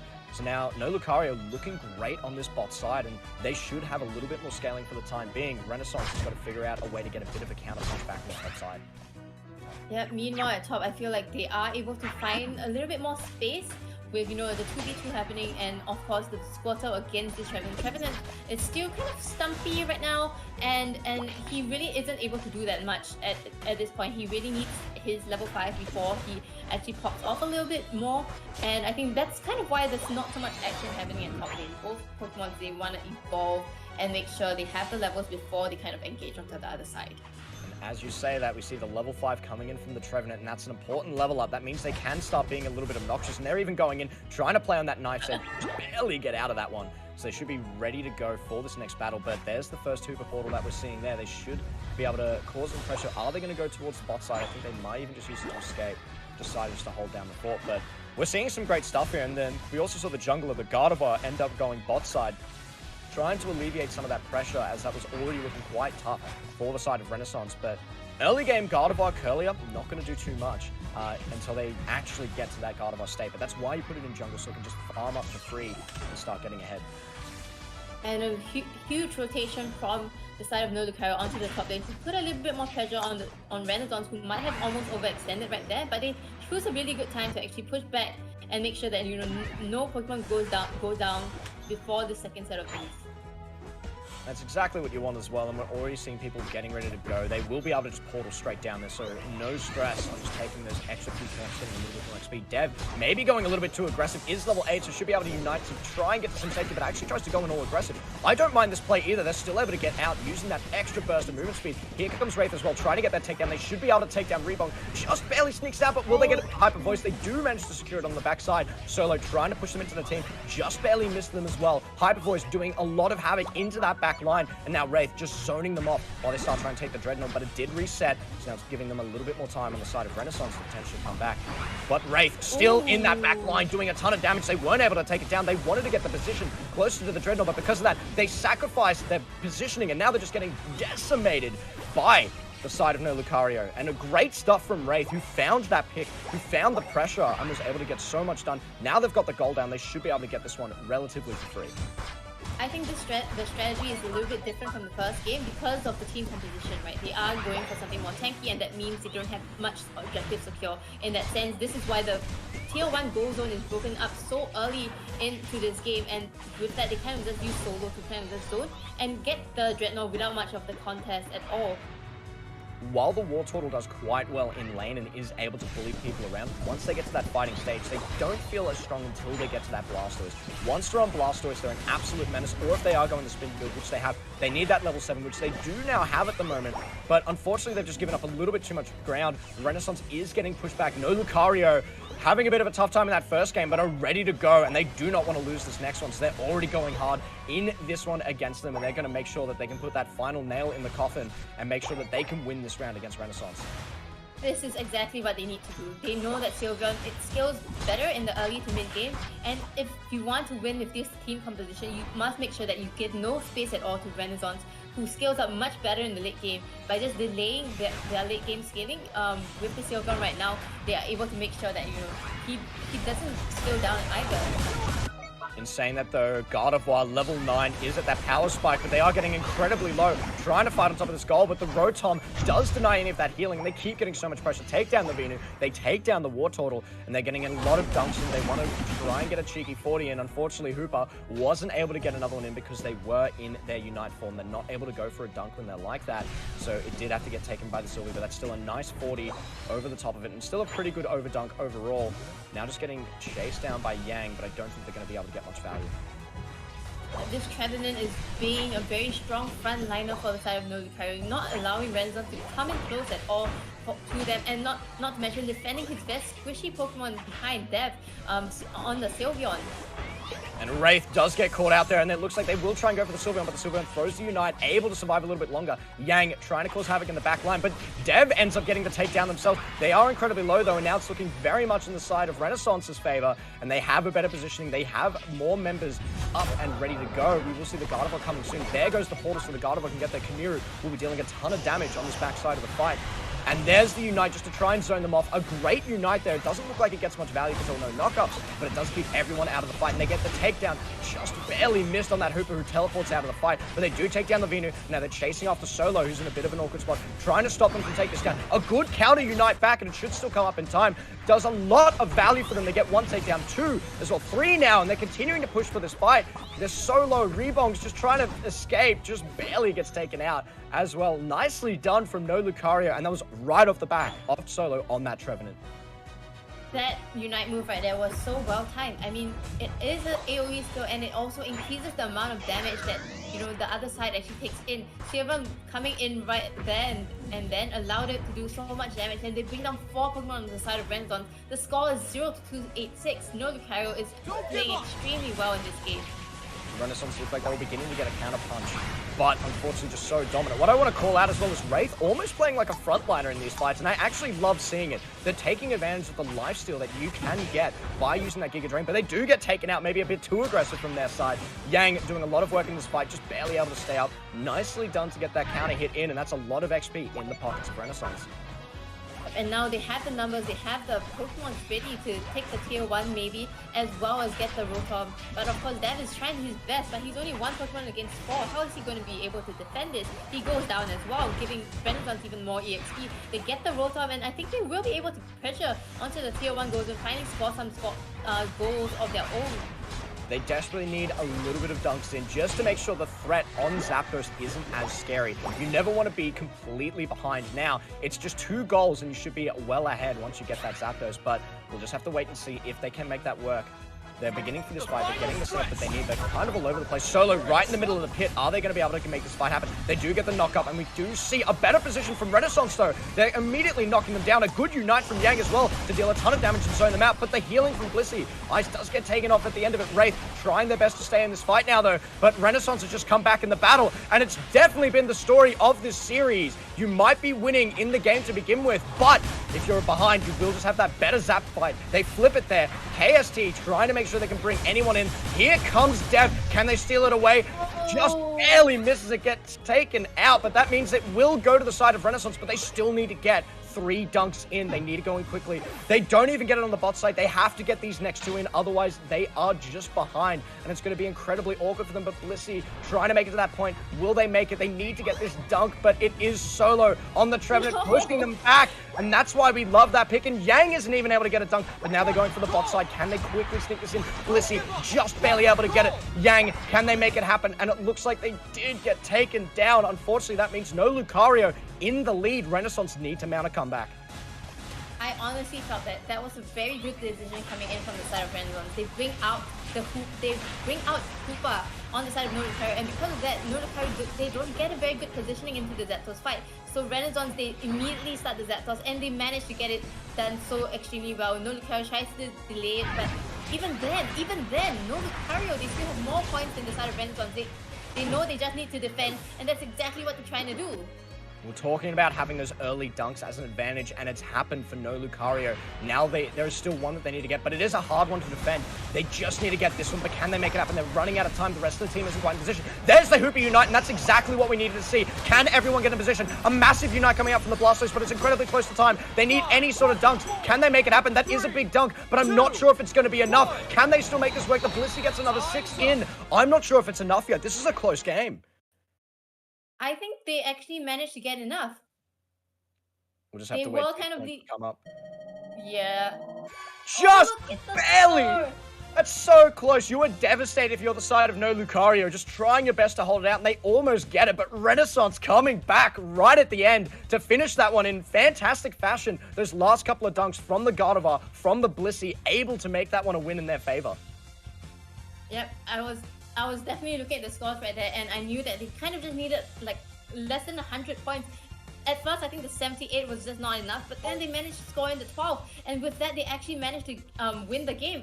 Wow, just amazing gameplay from both teams. I think this time, it felt like No Lucario, they kind of had the advantage in the early game, but in the mid to late game, they kind of like allowed Renaissance to come back a bit, right? They gave them so many knockouts in the top lane, and because of that, especially with KSC going down right there, Renaissance they were able to kind of come back, get the Zapdos, and apply so much pressure onto the tier 1 go zone at the bottom lane, and because of that, we will be going to a game 3, and that's always exciting. Always love a game 3 situation. It is a bit of a feels bad for No Lucario because of how dominant they were, and it was literally right at the end that they lost that game. Perfect timing from Mavius with that portal, getting that up. It was crucial that they had that to make sure the rest of their team could get in position. And in saying that, it was an easier goal to be able to take, but yeah, Devon Wraith are going to feel that one pretty hard. 121k, 117k for both of them, dealing a ton of damage on that side. But I think just fantastic stuff from Renaissance, able to come back. And that's sort of the story of this series, you know. The team that is losing at the start of the game has a bit of a rough time, but they find this miracle fight. They find their way back on Zapdos. But I'd say this one was a little bit closer, at least in terms of objective scoring. But the early game for No Lucario was so much better in this game by comparison compared to Renaissance's early game in the last one. They were just that far ahead. It felt like they were just bullying them around a little bit, but those comebacks, that little bit of XP, stealing a few of those other objectives away, coming back a little bit in the mid game, and then that final fight just completely turned it around. Fantastic stuff from the side of Renaissance to make it into a game 3. Yeah, it definitely felt like a repeat of the first game, just that the teams were swapped instead, right? I mean, instead of the Pikachu, you have the Sylveon coming in, and it does really well in the early to mid game like Pikachu did in the first game, but he just isn't able to translate that from the mid to late game. They are so squishy, and they just go down one by one in the Zapdos fight, and they weren't able to kind of find the angle to come back in as well. I mean, they did try to defend from the onslaught that Renaissance gave towards the end of the game, but unfortunately, just not enough in comparison to this late game scaling team composition that they brought along into this game. I mean, look, it made a lot of sense why it was going to be so difficult because they didn't have the Hooper Right. who throw the Unite as well from the side from the side of No Lucario. That would have been the only way to come back. And at this point, Yeah. you think, all right, maybe purple side is just a little bit too OP. They keep winning for some reason, when you're on that side of the map. But I think it was a good showing from both teams and really well defended initially from No Lucario. But I think the threat of a cheeky backdoor, because it was just one big dunk away from being able to turn that one around, they had to keep most of their team near that base, so they were at the ready to jump onto it. But I think, look, it was unfortunate for them in that situation, but incredibly well played from the side of Renaissance. Yeah, and because of that, we get to go into game 3. And of course, this isn't the end of NL or Renaissance in the Asia Esports Festival today. This is the upper bracket finals. And, even if any of this team loses, they will be going down to fight Primal 5 in the lower bracket finals before we come back into the grand finals once again. So it means that we'll probably see all these 3 teams once again before we end. Yeah, and look, it could be, like we said, it could be just part 1 of the grand final that we're seeing at the moment. But Primal 5 getting that win against Pokehana, I think that's fantastic to see. We were talking about how dominant they looked against casuals. So if they can keep that momentum up, and it looks like they're keeping it up so far, they might be able to take some wins off of No Lucario and Renaissance, and that could be enough to get them into that grand final. But still a long road ahead for them, and No Lucario and Renaissance still wanting to try and stay in that winners bracket, get comfortably to the grand final, not have to play an extra series, and just be ready to go in the next match. Yep, I think that's exactly what we're gonna see, right? Right now, I'm just wondering, are they gonna go with the same bands again this time as compared to the first game? They have brought on a lot of different Pokemons, both in the first game and the second game. So I'm wondering if they're gonna spice things up a little bit in the third game, or are they kind of going to go back to either one of the team comps that they used in the first or second game? I think the comps looked fantastic from both teams once again. I mean, they both got what they wanted out of it. No Lucario was so dominant in that early game. They got exactly what they wanted to do. But unfortunately, the scaling came in incredibly well from Renaissance. The Gardevoir is such a dominant pick. Once you can finally get to that level 9, once you've scaled up, you're just able to dumpster in a lot of these fights. Big AoE damage that comes out from this pick. So I think, look, it makes a lot of sense. I'd almost say do what you can to keep the Gardevoir. It means you have to sacrifice your early game a little bit, especially when you put it in the jungle, so it can have a safer time and farm. But maybe that's an adaptation. Maybe No Lucario say, hey, maybe it's time to bring back some counter jungle, throw in a greed and go in there, be aggressive, or even pick something like a Snorlax which can do it, or anything, just cause a bit of havoc in the early game in that jungle side. I'm surprised that we haven't seen yet, people picking just a standard lane, starting the lane kind of normally, but then immediately going just to steal a few of the crabs. If you can do that to a jungler that really needs to scale, you can set them so far behind. Yeah, I definitely have not seen a lot of jungle invades or central area invades actually. I think because it is because of it is a very high risk, high reward kind of thing, right? So if you manage to get the central area Pokemon, that's great. But if you don't, you are being set back by a lot more, because now the central area Pokemon on the other side has a knockout and has all of the buff as well. Yeah, traditionally that's also why people would do it with a Greedent. It doesn't matter too much if you fall a little bit behind in the Greedent, and again, with comeback XP, it's easy to get back in the game, but you still have ways to secure objectives. You're still able to charge in with your tackle and steal it, and then just enough to get you back to that point. And because you're such a tanky pick and you have so much mobility, you can often good situations. So that's often why we don't see it as much, but I'd love just to see the meta change to a point where we can see just those slight invades. You don't need to do a lot to keep someone behind. I mean, look, we've all been in the solo queue games where we got jungle, someone got one of our crabs, and now we're not level 5 for the first fight, and it's the most tilting thing on the planet. So unless anyone watching at home that does that, don't steal from your jungler, at least not the first two clears, please. But no, Please. So yeah, please. But it'd be interesting to see if there's going to be teams that pick that up, but maybe they just get rid of the Gardevoir so they don't have to deal with it in the first place. Yeah, but if you get rid of the Gardevoir, what are you going to let in is the question, right? Are you able to kind of face off against, the other Pokemon that Renaissance is able to play? Because they play so many different kinds of Pokemon. They know exactly what to do, how to synergize the different Pokemon on the team. So if you just take out the Gardevoir, what are you letting in, and are you able to kind of face that? I mean, look, it's from memory, it was the Serena that they banned out last time just to make sure that it wasn't on their side, correct me if I'm wrong there. But you could just ban out the Serena as well as the Gardevoir. You're happy to leave the supports open. They've already proven that. They both pick the supports and they're happy just to keep running with it. But, and on the opposite side, there was also the Dragonite, potentially trying to get rid of that pick. So, look, we'll have to wait and see once we get to this next game and what they decide to adapt and how they decide to move forward with it. But you know, I think it makes a lot of sense to just try and get rid of that Gardevoir or try and get rid of some of that AoE damage, because that was a main reason why they were able to come back in this game. You know, they just had a better position on that Zapdos fight, and then having that better pick for that AoE damage just worked out very well. Yep. And okay, alright, so it seems like something exciting is actually happening in the Asia Esports Festival. It seems like both teams have decided to go for a game where it is no bans and an entirely random team composition. I guess because, you know, they might actually be facing against one another in the grand finals once again. So yeah, maybe a little bit more of a fun game for us to, you know, cast and also have fun watching. This is going to be an absolute... Look, I think it's going to be a bit of a circus, if we're being completely honest, but I'm looking forward to seeing what that circus looks like. The no bans, and as well as not picking anything. I think it's good fun. Both of these teams have been up against each other so many times, and honestly, that just speaks to the confidence that they're already understanding, hey, we're going to be in the final again anyway, so let's just do this. This is a very interesting team. I guess it's not that interesting. I feel like both team compositions can work. But it's interesting to see like who are playing these specific roles, and I'm just wondering how confident they are in playing these Pokemons. I mean, we do see Wraith having on his Cinereith, right? With the green medal there, so it shows that he has a little bit more games over there. But for the rest, it's going to be quite interesting. Dev is also a very good Lucario player, so.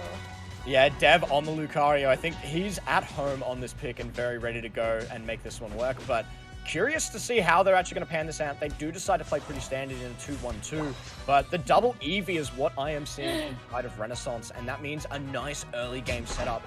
But I also think it's the most straightforward sort of team comp. You're happy to go to late game with it. You have a frontliner, you have you know, those double attackers to be able to go in there, but on the side of no Lucario, they have that supporter. They have the Hooper who can bring them around the map, and I think that's going to play into this massively. And it's also on Ice, who plays quite a few of those supportive picks, so I think it makes a lot of sense. They're probably more than comfortable to play the Hooper. Yep, and I think in the early game, maybe it's to the benefit of Renaissance, right? I mean, they have, like you said, the double Eevee, and we really see how Sylveon has been able to do so much in the first game, and even now into the third game. But on the side of no Lucario, they have a very late game scaling team composition, right? They have three stages Pokemon, so their timing isn't now, and I think it's fine if they don't win the early to mid game, but they just need to make sure that they play carefully enough such that they scale and bring these Pokemon online sooner better than later. As you say that though, they are winning this early game with Wow. the two massive early game picks that they have with the talent, with the Lucario. They are incredibly strong in that early game. They're able to do so much high mobility, as well as just being able to do a ton of burst damage in that early game. So bot side is going to be a little bit weaker, so I love that they decided to go top side instead, where a lot of their power is, and get a lot done in that early game. And we already saw how dominant that was. So even though they are meant to be falling behind, they're making it work in this early game so far. Yep, a lot of different rotations actually happening here. No Lucario were at the top lane, but now they are kind of congregating at the bottom lane.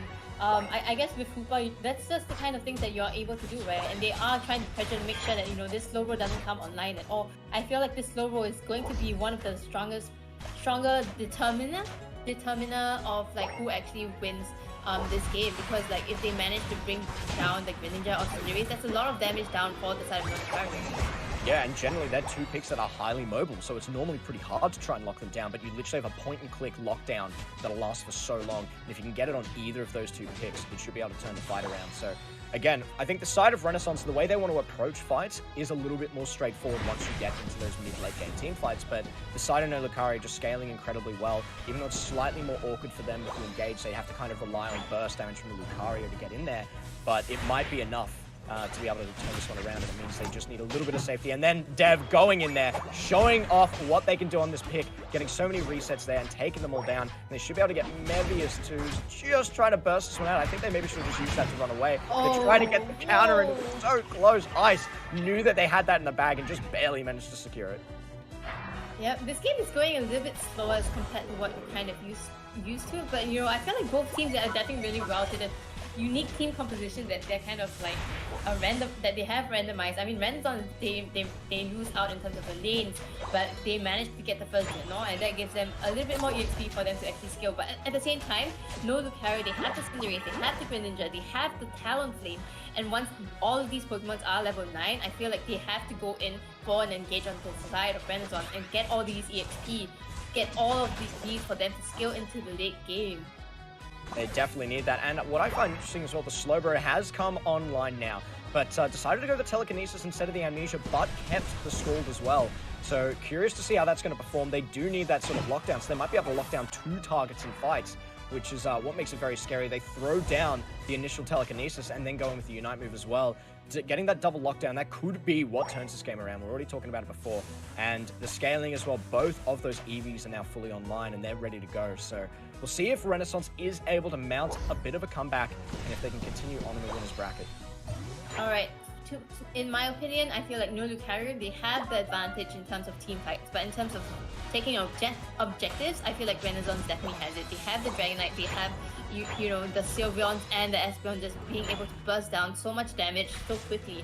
So it really comes down to like who starts the fight, who ends it as well. And of course, this Slowbro pick of using Telekinesis is extremely well planned out, right? Because there isn't any Blissey's on the side of no Lucario, so there's literally no way for them to actually stop this Telekinesis from working. Yes, it's going to be scary in these later fights. And what I find interesting as well is with Dev not going the close-up, which would have been potentially a way to keep that secure for himself. You're absolutely right. Not having that secure, not having the power punch in close combat to be able to secure some of those objectives, it is going to make it a bit tougher. They have to win the fights first. But they've already got an advantage. They should be able to win a lot of these fights.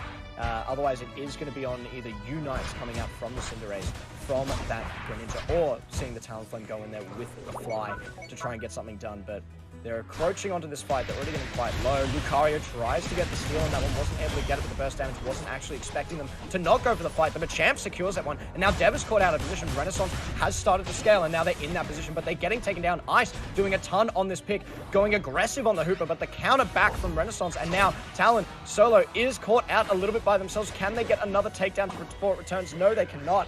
They want to go for dunks, but the double Unite comes out. They're not letting them win that fight. They said, no thanks. We're winning this battle, and they take down everyone else in the fight.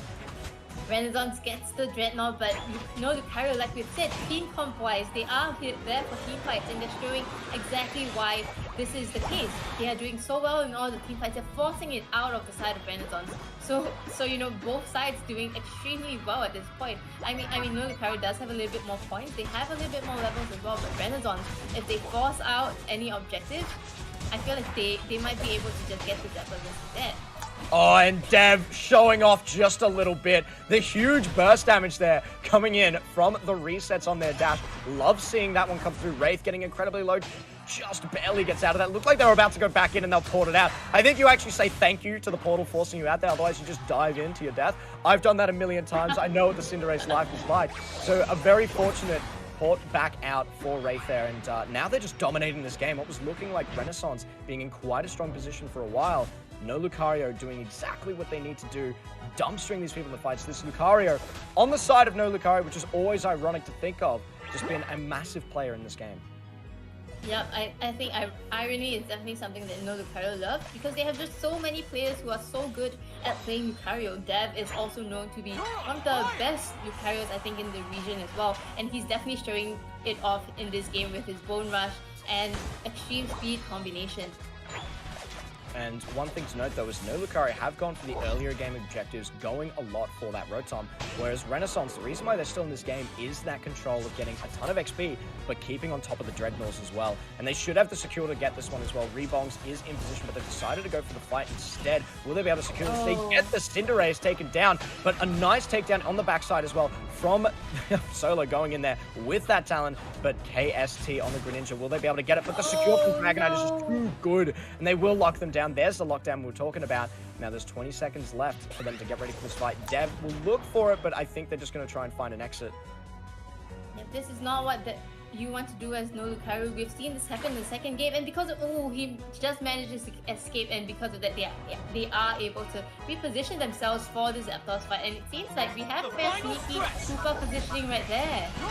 Oh, are they just going to go for the cheeky win? I think they're just going to accept it and go for the win now. They're already ahead if they get a ton of big dunks, but they wiped the team instead. That's a massive play from the side of Renaissance, and now they're just going to go for too many dunks. I think you all need to commit to that play to make it work, and now it's definitely not going to work. It's definitely not enough points. I actually think the Hooper should have dunked the 40. They're still holding on to it. Yep, and now Renaissance, they have an advantage of almost 200 points. So I think it's going to be a bit hard for No Lucario to come back into this game, right? A lot of questionable decisions right there, I would say. I think if they wanted to go straight for that goal zone, they should have all went instead. Instead, Renaissance kind of saw that coming. They bring down some of the side of No Lucario, and now it seems like it's a hard battle for No Lucario to come back.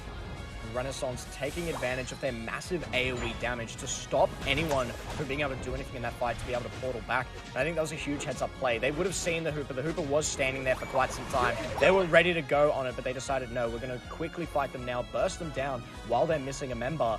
And we also saw the Greninja portal out. The Greninja was ready to go, so it made sense from that side, but the rest of the team wasn't quite ready, and now Renaissance has the advantage. I don't think No Lucario is going to be able to make this work now. And they have actually surrendered, and they're going to call it. They admit defeat from a fantastic play from Renaissance. I think it was an interesting strategy from No Lucario to look for it, but they should have instead just been farming camps and getting ready to portal in. Yeah, maybe the decision didn't come in that early, and they weren't very coordinated. Because of that, I guess for this game, Renaissance will be the ones to go. Will be the first team to go into the grand finals of the Asia Esports Festival Pokemon Unite competition. Really well played for both teams. I especially love this game because they were all just randomized, and you know, they had to kind of just adapt to the Pokemon that they were playing. And it just goes to show, you know, these players are so skilled in so many different Pokemon pools. And they are able to play whatever they're given, and I think that's a really good showcase of like skill and yeah, just so many unexpected things from these teams. Yeah, there was no one in this game that looked like they were completely uncomfortable in their pick. They all managed to make them work and do incredibly well. I think it helps that the person that ended up with Lucario knew how to play Lucario, because normally that's the scary one. I'd say that's the mechanical check, but Dev definitely able to pass that one with flying colors. So I think fantastic stuff, and it was great to see it. We're talking about the being able to see new players come into it, but this is an alternate way to do it. Why not, instead of getting new players in there, get the same players but force them onto random picks and see how they do. But that is going to be also a bit of a weird situation, them dropping down in this series. But I would say they even went for this play because they were super confident that win or lose, regardless, they were going to be able to win this next match. So we're going to have to see if the momentum is going to be enough from the side of Primal to be able to come back and beat them in this next series, or if the confidence was enough and it will just be Grand Final Part 2 in just a little bit. Yep, so maybe we can have a look at the brackets first. So No Lucario will be going down to the lower bracket finals, where they will face off against Primal 5. Both teams are quite familiar with one another, so it will be pretty exciting of a gameplay, I feel. And then whoever wins this round in the lower bracket finals will meet Renaissance into the grand finals of the Asia Esports Festival Pokemon Unite competition. Yeah, that's exactly right. And look, No Lucario, that game might have been enough to shake them, because Primal, they're off of a win streak at the moment. So maybe that's the momentum that they need to catch No Lucario off guard and be able to make it to the finals. But I think, again, No Lucario, I think they're cool as a cucumber here. They were more than willing to go for a 4-1 match. So I think they're ready to go in this next one. Yep, and before we go into these games, we will be taking a short break first. So we will see you guys soon.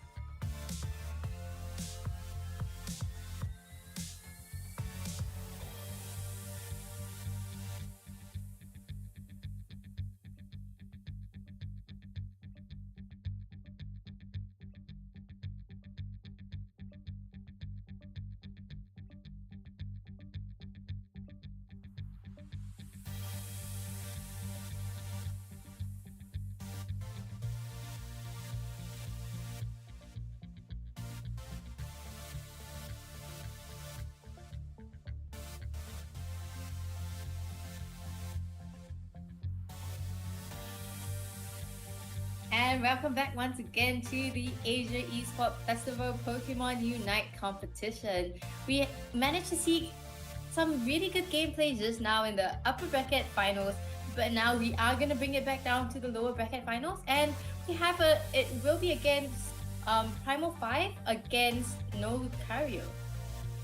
Excited to see how they perform here, if the upset can happen, and then maybe No Lucario regrets going for the all-random game just before it. But first, we're going to get into this one and see if they can come back. And we have heard some interesting news that apparently both teams don't want to run bans in this one either. They haven't confirmed that they're going to go all-random again, but at the very least, they want to keep everything open. They've been told that they can do so. So no bans likely in this one. We'll just have to wait and see if there are going to be picks in it. But we're going to see how they can perform, because No Lucario already beat Primal 5 just before. So this is a run back for Primal 5. They want to get their revenge. They want to try and make it to the grand final.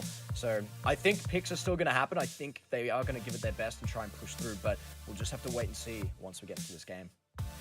Yeah, Primal 5 is riding on a really strong momentum, winning all the games from the lower bracket. So, you know, in terms of the confidence, and you know, they have the games ready to put, as in they have already played so many games, right? So, you know, they might be ready for this game. They have fought against NL before, and it would be no surprise if they manage to snipe this up from them.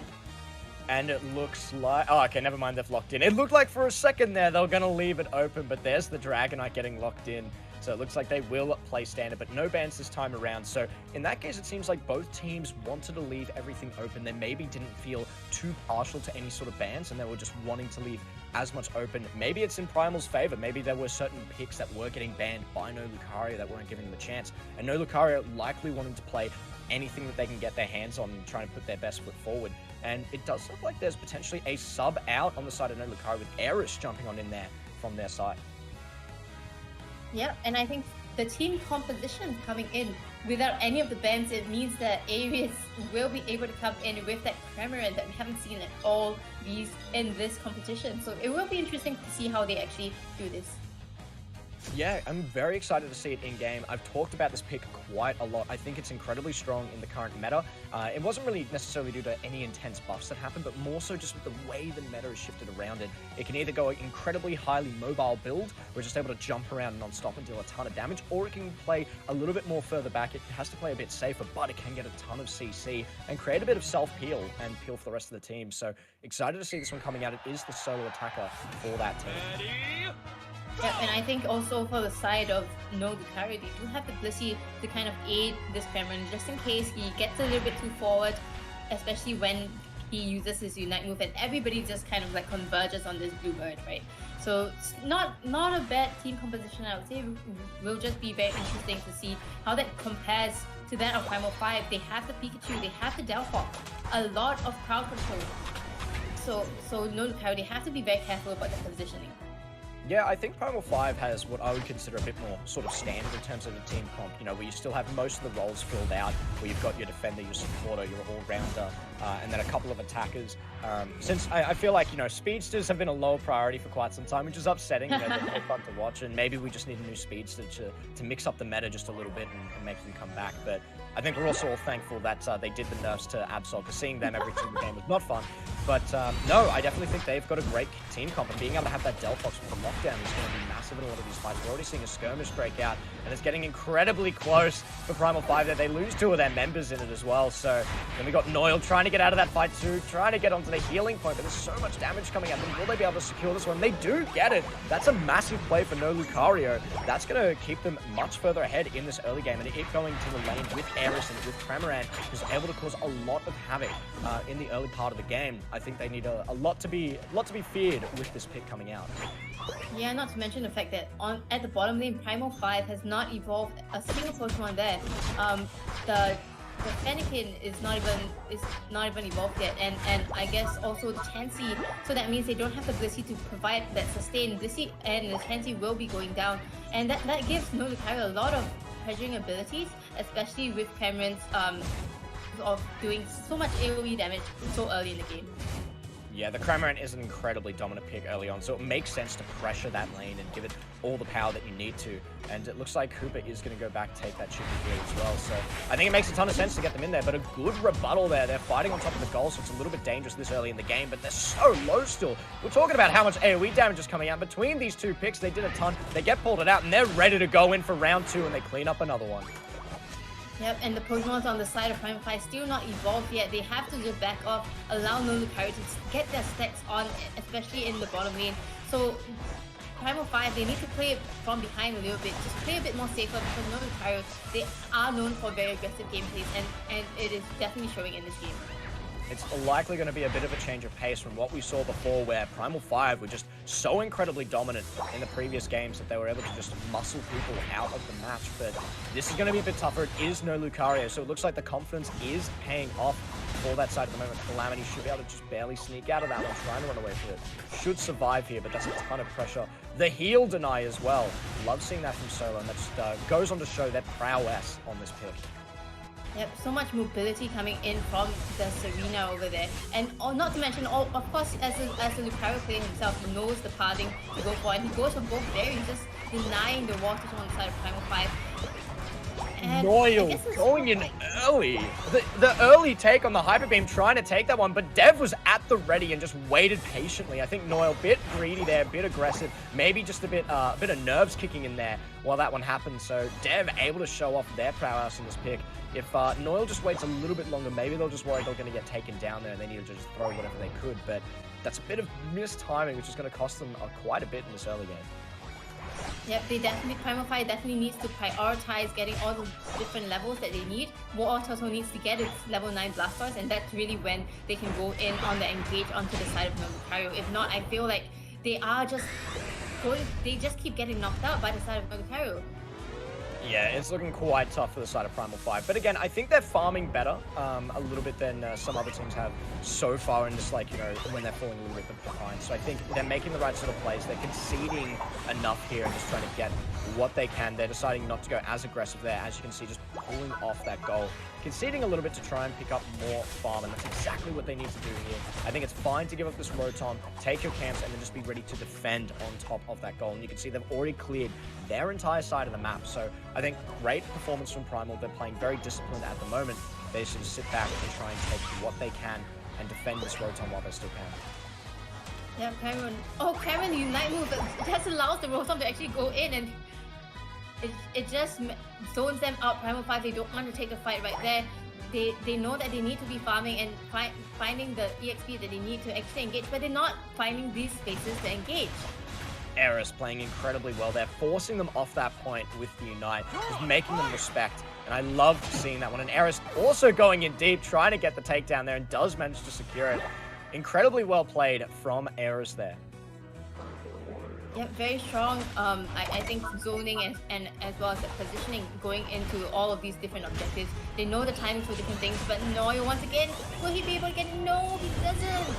Devastation is just too good. Dev trying to steal those ones away, getting what they need in that battle. I loved seeing that one. It was a really great attempt there, at least from the side of Primal to try and take that one back. But again, I think Dev has just been on top of it every single time they've needed to get a steal, and they're trying to get a solo takedown on anyone. And in this case, Solo wants a solo. They should be able to get it, but jumping out of the way. Too slippery on this pick. Very strong macro plays from the side of No Lucario. They have very strong map awareness, and Aries just coming back to the bottom lane just to help out the Serena at the right time. Just shows that, you know, they are such a strong team to go against, and Primal 5, they seem to not be able to find the code to crack the code yet. They are struggling quite a bit, and they're now falling a little bit further behind. But I have seen worse deficits before, and they are coming up to the Zapdos. And look, we saw in the previous series, it was the team that was winning at the start that would lose towards the end on that Zapdos fight. So hopefully we can see a bit of that come out from the side of Primal. But great aggression from Solo. And there's the Unite coming in from Pikachu, which will come up in time. It has such a short cooldown. But they're trying to go in aggressive, trying to get something back. But Solo, once again, diving on in there. They're not quite getting the value that they need out of that Unite. And there's the Cramorant as well to clean that one up, and they will force them out of the fight. a little bit late to use the Unite move, but of course, I think no Lucario, they know what they're doing, and they are definitely going to use the next few moments to actually try and farm out as much as possible in order for them to get back the Unite move that they have just used. I think it was a very good time to use it, especially because if they had lost the fight over there, Primal 5 would have gotten a lot of combat EXP, so they kind of just denied them that at the expense of using that Unite move. And this is a scary Rotom take. Normally, you're not too threatened by a Rotom at this point in time, but you're looking at it 245, and the fact that your main base is already open, that is a risky thing to look at. I actually think Blast needs to try and burn this one down as quickly as they can, because if they're going to try and defend it, it's actually just stalling in favor of no Lucario. They could just muscle it in and then win without the Zapdos at all, and they do take the Dreadnought as well with superior positioning. Now it's going to be a little bit sketchy. It looks like they will get the defense. Everyone is there to get it, but that just means more time for no Lucario to get more XP and get further ahead and set up on the Zapdos. No, Lucario already has the setup. They are already in the Zapdos pit. They have the levels ready. They have 4 Unite moves. The Cameron does not have it yet. So I think the idea that they have is to probably stall it out a little bit. Make sure that Cameron has its Unite moves before they start to engage. Primal 5, they need to know this. They need to go straight for it. Yeah, and they're going in. No Lucario is just going to try and steal this one away quickly. The Blasters over the top wall. They're going to try and get in position. Are they going to be able to secure? Calamity is getting caught out. They don't even get their Unite off. That is devastating to see. And now Dev trying to get in there, trying to do something about it. Just keep them zoned out of the fight. And the Dragon Knight tries to sneak into that play, but just a little bit too late from the side of Primal 5. And they're going to get taken down in this fight. And it looks like no Lucario should take this first win. There was just no way in for Primal 5. Lucario was already in the Zapdos pit so early, and they were trying to go in from the middle choke point, and we all know that that is not the way to go in. You get caught out so easily, and Lucario makes use of that. They bring them down, and they get the Zapdos, and they now just have an overwhelming victory of 892 to 32. Impressive stuff from the side of no Lucario. Now, if you're the side of Primal, maybe you're thinking, hey, I think it's time to take in some bans. And what I would be looking at first is the hook, just giving them so much control in the game, able to jump around the map. And if you're not willing to pick it yourself, it might be best to keep it out of the match. But honestly, everyone on the side of no Lucario has been performing fantastically. It's going to be too difficult to just ban a couple of picks, and maybe those picks do just make it a bit rough for the side of Primal 5, and that maybe, you know, they're getting certain picks taken away from them that they don't feel comfortable giving up. So I am curious to see if they will decide to go no bans here, or if they're going to keep them up, but it is a tough one. Yep, and either ways, I think it's nice to see the Cameron finally coming into competitive gameplay right here. I think we've actually seen him use the Unite move to really strong usage. I think he manages to use it to zone them out, and he also does damage with them. So I think really good positioning coming in from no Lucario. They're going into the second game with a very strong, I think, morale and sense of gameplay.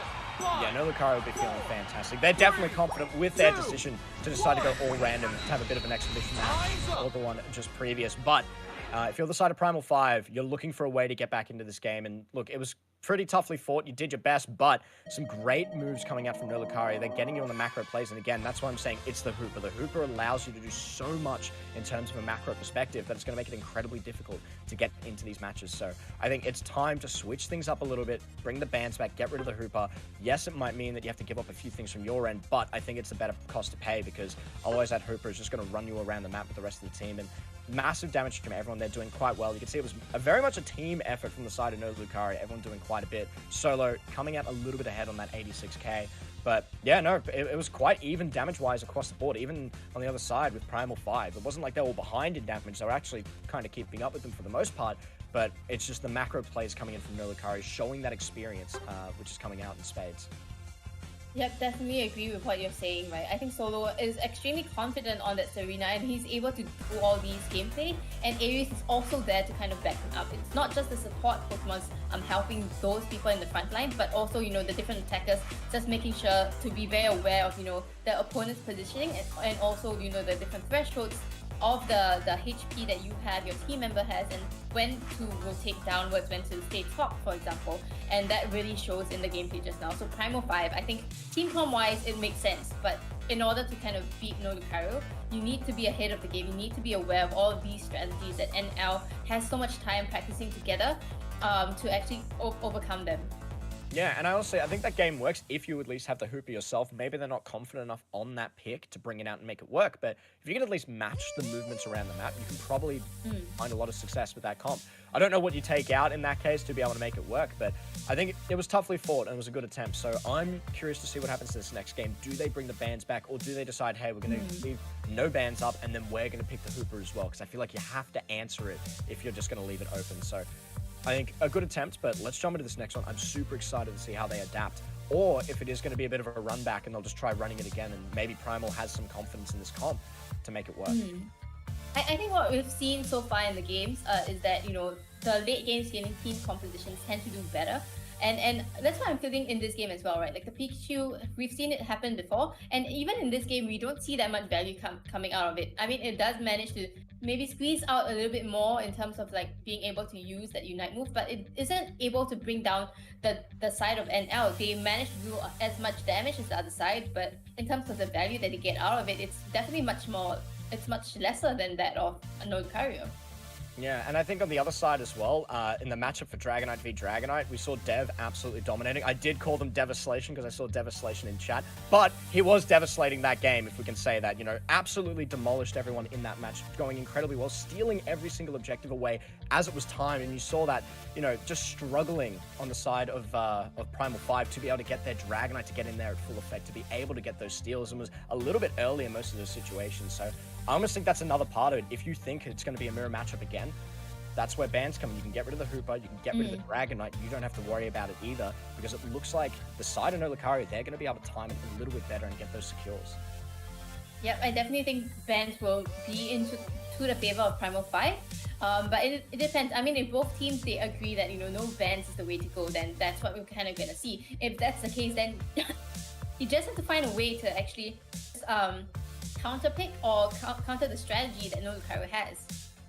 Yeah, and that's the other way to do it as well. And again, I think Hooper, it's too hard to counter with just one pick, which is why I'm thinking to just ban it if you're not ready to play it. But, you know, there are ways around it. With the Dragonite, you can find certain picks that can make it work, or just have something that either secures as well or better. Hell, if you're struggling to get the secure with that Dragonite, pick something like an Aegislash. Yes, you have to burn the Unite to get it, but you're going to get it pretty much every single time if you use that pick. Or just find other ways around it. Just try not to get in a situation where you have to worry about that. Pick a team fighting comp, one that can go in really aggressive and just take down members before they even have time to set up on the objective, or at the very least has a way to get into the backline, take out that Dragonite, maybe even bring out a Gengar or something with that sort of level of aggression to be able to take them down.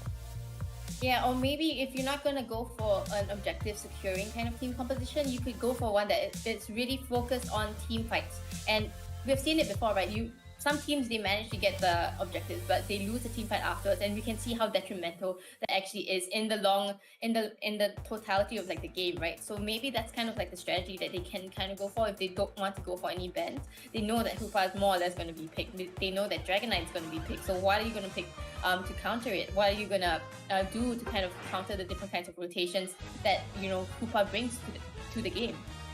That's exactly right. And if you do want that sort of team fighting comp, then you just concede a little bit earlier on and just be ready for the big fights that count. Maybe the second or third Dreadnought, or for that final fight on Zapdos. You just have to alleviate that pressure and get ready to go there. But no bans once again, but they are going to go for the picks this round. And we're actually seeing a bit of a confidence pick there. Eris immediately onto that Absol. I'm looking forward to seeing it. It has been nerfed a little bit, but definitely still playable, definitely can still do some damage. So excited to see how that performs here. And once again, actually, no, it looks like they've taken the advice. Both sides now picking the Hooper to be able to at least match it in moving around those plays, but still holding on to that Blissey. So I think it's an interesting adaptation. There's still quite a bit of AoE damage with Noil as well. Going with that Azumarill, we can do a lot of single target damage, but all of the abilities being AoE allows him to still deal a decent amount of damage in a group. And then with the Pikachu as well. Huge Unite for team fighting. So I think they've done the right sort of adaptation. I like this look.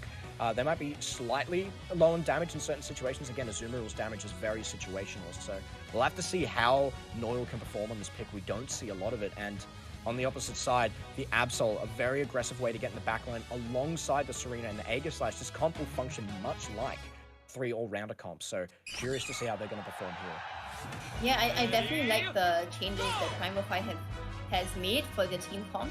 I think now Pikachu might have a little bit more value compared to like the previous team compositions, because now with this Pikachu you're able to lock down this Absol with that Volt Tackle, and Absol being a very squishy Pokemon deals a lot of damage, but if you get knocked out first, then you just can't be part of the team fight. And I guess that's maybe what Primal 5 needs to do. Yeah, there's a few picks that have a great way of being able to stop that Absol. The Azumarill as well, with the Play Rough, is able to lock them down just for a little bit, which might be enough time for the rest of the team to set up their stuns, such as the Serena with the Stomp or the Pikachu, as you said, with that Volt Tackle. So they do have ways to be able to deal with this pick, but they are going to get collapsed on likely by that full 3-man squad, you know, with the Serena, with the Absol, with the Aegislash, all going in at once, and that might be a little bit too overbearing, and you might also accidentally lock down the incorrect target if there's weird positioning going on. So curious to see how they're going to perform here, who's going to sort of come out ahead in these early games. Aeris gets quite low there, but will manage to get the cheeky shield in time to survive that. Yeah, and I think it's quite interesting to see Nolukario opting to let the Aegislash go into the central area rather than this Absol. I feel like that's not something that you often see, right? And Dev, you know, he's actually doing extremely well. They are able to kind of pressure bottom lane quite a lot, and actually getting most, if not all, of the bees, the first bees on the bottom lane, and pressuring bottom lane as well, getting the Hoopa. This Aegislash is going to be quite scary later into the game. He already has a very good start to the game. A lot of people underestimate the ganking power that comes from an Aegislash. Just when you're able to get a multiple dashes off with your empowered ability there, just your empowered hit over and over and over again, you're able to just nail down these targets, and there's no way for them to get out either. So if Dev's able to play it right, then this is a fantastic pick, and I think it makes sense bringing him to the jungle. And although Absol definitely a stronger pick there because they need that level 5 before they really come online, if you're able to outlast the early lane and you get a bit of a lead, which they've been given by their jungler, another thing that I thought was fantastic was Aegislash coming on down, because it meant that they were able to get that lead. Now Absol is in a position to carry. Yep, and Absol is definitely one Pokemon that Primal 5, they need to be quite careful of, right? It has a lot of assassin-like properties that allow it to kind of go for all these 1v1 situations, and maybe that's kind of what Nolukario has in mind. Ooh, already at top lane though, Primal 5 doing a lot better in this game compared to the first, getting a few knockouts using this Azumarill, finding the Serena as well as the Aegislash. So great job for them. That is desperately what we needed to see from the side of Primal 5. They were already losing on the bot side. It was going to be a hard lane. It's an Absol that is now online, so don't worry about that lane. Go towards that top side. Get your Azumarill further ahead. Try and get that really good solo fighter, or even in team fights, able to do quite a bit of AoE damage. We talked about how it needs to be able to get to that point so it can deal all that AoE. So I love seeing this adaptation. They're leaving a top to keep getting XP. Oh, they will bring it down. Do love that, and that means Serena is going to get a bit of solo XP up top, but they do get the takedown initially onto the Serena on the side of Primal 5.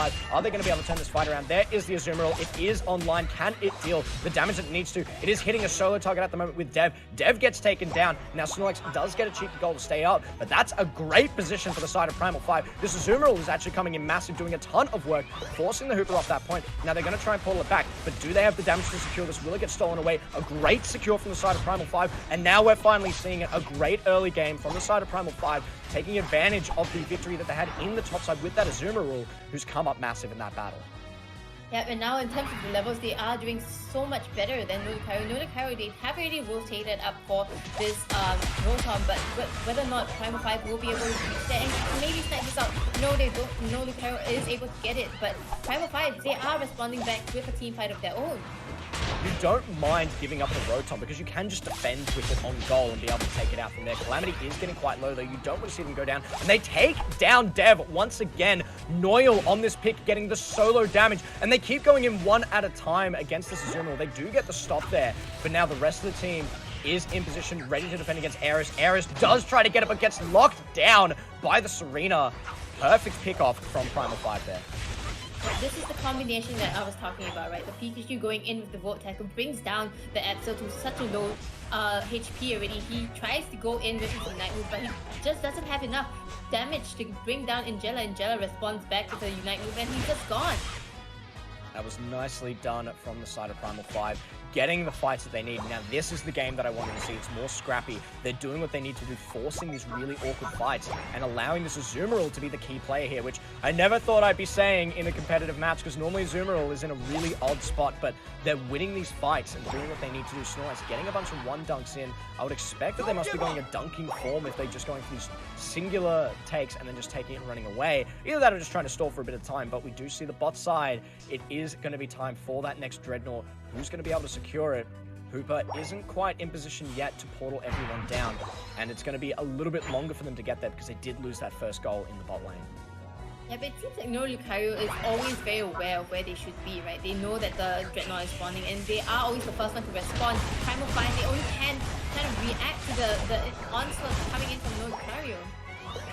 That's exactly right, and it was looking a little bit sketched there for Noel, but they find the lockdown that they needed, separating the targets so Noel can do their damage, but now they're getting incredibly low, and they're going to get CC'd up, but the massive healing coming in from the Whirlpool, keeping them in the fight, but more Unites come down, and that saves the rest of the team, keeping them for Snorlax, going in huge, giving the shield into the team as they need it, and now they're trying to run away with the Serena on the back of that fight, trying to get away from Solo, who's now locking people into the fight in a really awkward way, but now they don't have a way to be able to secure that objective. They do take down Solo, but they should be able to secure the Dreadnought for themselves. A big win for the side of No Lucario. They have such great macro plays and awareness. They go down for the rotation first, get into position, get the surprise strike onto the side of Primal 5. Primal 5, they can only react to what No Lucario is actually doing, but it's a little bit too late for them. They aren't able to get some of the Unites in at that point, and because of that, they come together, and No Lucario, they find so much value getting the knockout, getting the objective as well. And they've gotten so much momentum off that one play. Now they're just getting this better position with Rotom. A good pushback from the Snorlax, using that X speed to fantastic effect. But now Noel is alone, but they can survive for an absurd amount of time when they're by themselves from the additional healing that they get from all their AoE from the Whirlpool. And they're trying to stay alive in this one, trying to fight this one out, but they're getting locked down by the Serena, still up at the moment, but they will get taken out of the back of that fight. Pikachu throws down the Unite, tries to get the lockdown, just barely missing one of those takedowns there. They do get the Serena, but they don't get the Absol, and they desperately needed to get that one as well. So now it's just going to be a strong position for the side of No Lucario. Dev in the back line, taking down the Hooper as well. Now it's a big dunk that they're able to get on that top side as well, and they should be able to get this Rotom. They've already got a better position. Primal 5 just need to relax a little bit, farm up, get back into this game, and get ready for that Zapdos fight. Yep. Primal 5, they look like they had the game already in the early to mid games. What happened? No Lucario right now, they are the ones dominant right now. They are doing all these good rotations. They are getting the positioning that they need and taking the team fights as well. The Absol being able to escape that fight right there means that Primal 5, they don't get the comeback EXP that they need. Most of the Pokemons are sub 13, and that's not ideal for the next Zapdos fight. It is going to be quite dangerous for them. Primal 5 need that little bit of extra XP. Azumarill is at least level 13 alongside the Serena, so they've got their full kits there, and they're about ready to go. But the positioning for No Lucario is so much better. And they're funneling into the middle, which is always a dangerous play to be making. Solo jumping on them there, trying to keep them out, and they can just wall them off, and that's why it's so rough to engage from that side of the map. And now they're in such an awkward position. They portal out Azumarill. I don't think that was meant to be the intent. Now they're going into the back line, though. A good backline engage from the Serena, from the side of Primal. They're doing what they need to do, trying to get this fight going. They're doing so much damage, causing some Tarek. Solo now trying to push them out, but here comes Eris. Are they going to be able to get a takedown? They get locked down by the Pikachu. We were talking about how important it was going to be able to do that in the fight. They just barely escaped from that one, but they get incredibly low, and now this is a good fight for Primal. It's looking a little bit close. Can they continue to turn this one around? The Pikachu in the back, can they take down Solo on this Lax? Just barely manages to escape, but now the rest of the team is in a better position. Primal have all of their members up and ready to go on this fight, other than the Azumarill, which just needs to come back. Can they burn this in time, or will No Lucario be able to get the cheeky steal? Asia in the back, trying to take people out of it, trying to make sure that they're not able to continue that one. But they're going to continue this fight. They're hitting that Zapdos. It's so low. Now it's going to be a complete 50-50. Who's going to get it? It goes to the Hooper. No Lucario finds the win they need. It is so unfortunate because Primal 5 have kept this incredibly competitive. I don't think they're going to be able to win this fight now because most of the members are back and at full health, and they're getting taken off the map. It was such a good attempt from Primal 5. The fight was exactly what they needed, but they couldn't execute on the Zapdos. They definitely look like they kind of had it over there. They had a very good team tech, but unfortunately, their team composition isn't enough for them to actually bring down the Zapdos before Nolukaru is able to come back in. And with Nolukaru solo actually just distracting Primal 5 for so long, they managed to bring some of the Pokemon back in, and because of that, they are able to kind of just steal Zapdos right from under Primal 5's noses, and because of that, they are going to take this second game in, and they're going to go to the grand finals against Zapdos once again. Smoothly done from Nolukaru. They were super confident, dropping down in the losers bracket, and they're ready to go for another series, and now they're all warmed up and good to go. But I do want to give a massive shout out, even though they weren't able to make a win out of that one and make it into a game 3. Primal 5 looked fantastic that game. They definitely put up a great fight, and it was much closer than it needed to be. Nolukaru had to sweat a little bit towards the back end of that to be able to secure that fight, but they do manage to get the Zapdos. Nicely played from the side of Nolukaru, but Primal 5 should definitely be proud of their performance. Yep, they definitely did very well, especially in the early to mid games, right? But just unfortunately, Nolukaru, they had the better strategy, they had the better rotations and macro awareness to use the Pokemon to great effect. And because of that, I think they definitely were able to kind of overpower Primal 5, and Primal 5, they didn't really have a response. They didn't really know what to do against this team. Yeah, I will say, it was Ingella on that backline with the Serena, getting right into there. That's the part we didn't see at the start of the fight, but they were doing so much to stop the side of Nolukaru from just encroaching onto the rest of the team and just wiping that fight and making it a clean win. So I think massive flank there, and you can see that 81k as well, doing their best to carry it. And huge stuff from Noyle for most of the game. The early to mid game was won because of that pick on the Azumarill, who ended up doing quite well, able to survive in a lot of these fights, dealt a ton of damage. You know, normally we don't really see the Azumarill getting those sort of damage numbers. It kind of struggles sometimes to get the same sort of damage numbers, but they played it to great effect, Right. singled out targets when they needed to, and then were going in for that big AoE heal when they needed to as well. So I think they danced around it well, but Nolukaru just dominant all the way around from later on in that mid game up until the end of the game. They performed incredibly well. Yep, and Primal 5 isn't going to leave this competition with nothing. They are going to have the confirmed third place. So that means they do win $250 Singapore dollars from the Asia Esports Festival Pokemon Unite competition. So I think it was a really good job on their side. But you know, after we come back from the break, we will be going into another game of Renaissance versus Nolukaru, and I'm sure that everyone is looking forward to that once again.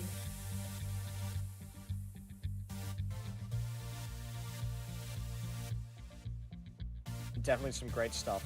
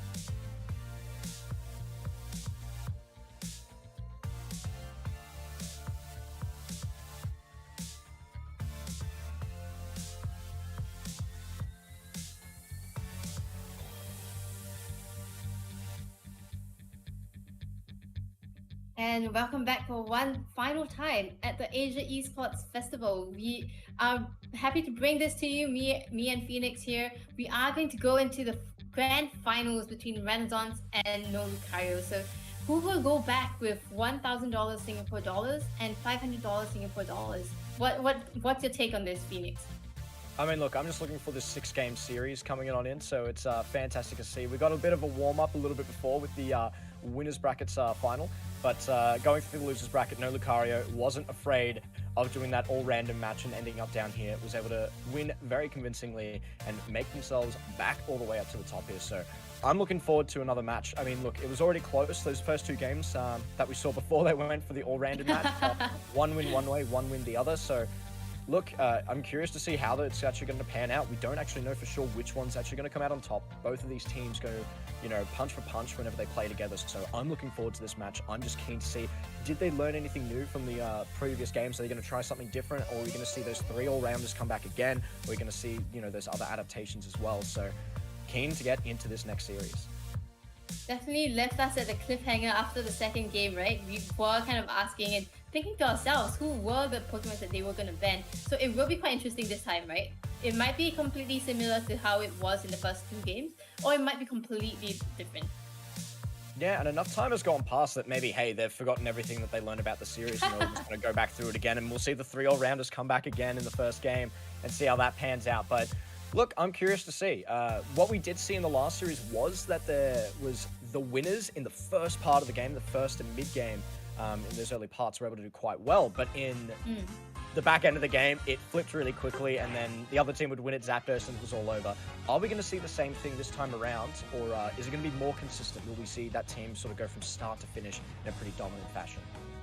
And it seems like the bans are already in, and it is quite different. They are going to ban the very early game scaling Sylveon, and also a very interesting pick that they're banning Wigglytuff. We haven't seen Wigglytuff at all. It is quite interesting to see that this is the bans that they have decided to go for. Yeah, seeing the Wiggly ban lets me think that either there's something that Renaissance has been trying with the Wiggly that makes it, quite tough to deal with, and they've decided, hey, we're just going to remove it and not have to deal with it, or it's something against their comp. And look, Wiggly, pretty strong into Aeris on that Serena, is a good pick to be able to stop those hard engages from being able to go in and do too much. But I find it interesting still overall. I don't think there's as much worry there. I mean, if they pick the Gengar, then I think it makes a lot of sense that they want to that Wigglytuff. Nice cover through, but it seems like he is not going to go for the Gengar. I thought we would have one game with Gengar, but I guess, Gardevoir has been a pretty strong pick that Kamiru used just now, but this time it's going to be Dev that's going to use it. And I think both team compositions, pretty interestingly, both have the Snorlax, and on the side of Renaissance, they have a lot of crowd control as well, right? They have the Delphox and this very early scaling Ninetales. So it's a pretty balanced team composition coming in from Renaissance, and it does seem quite robust.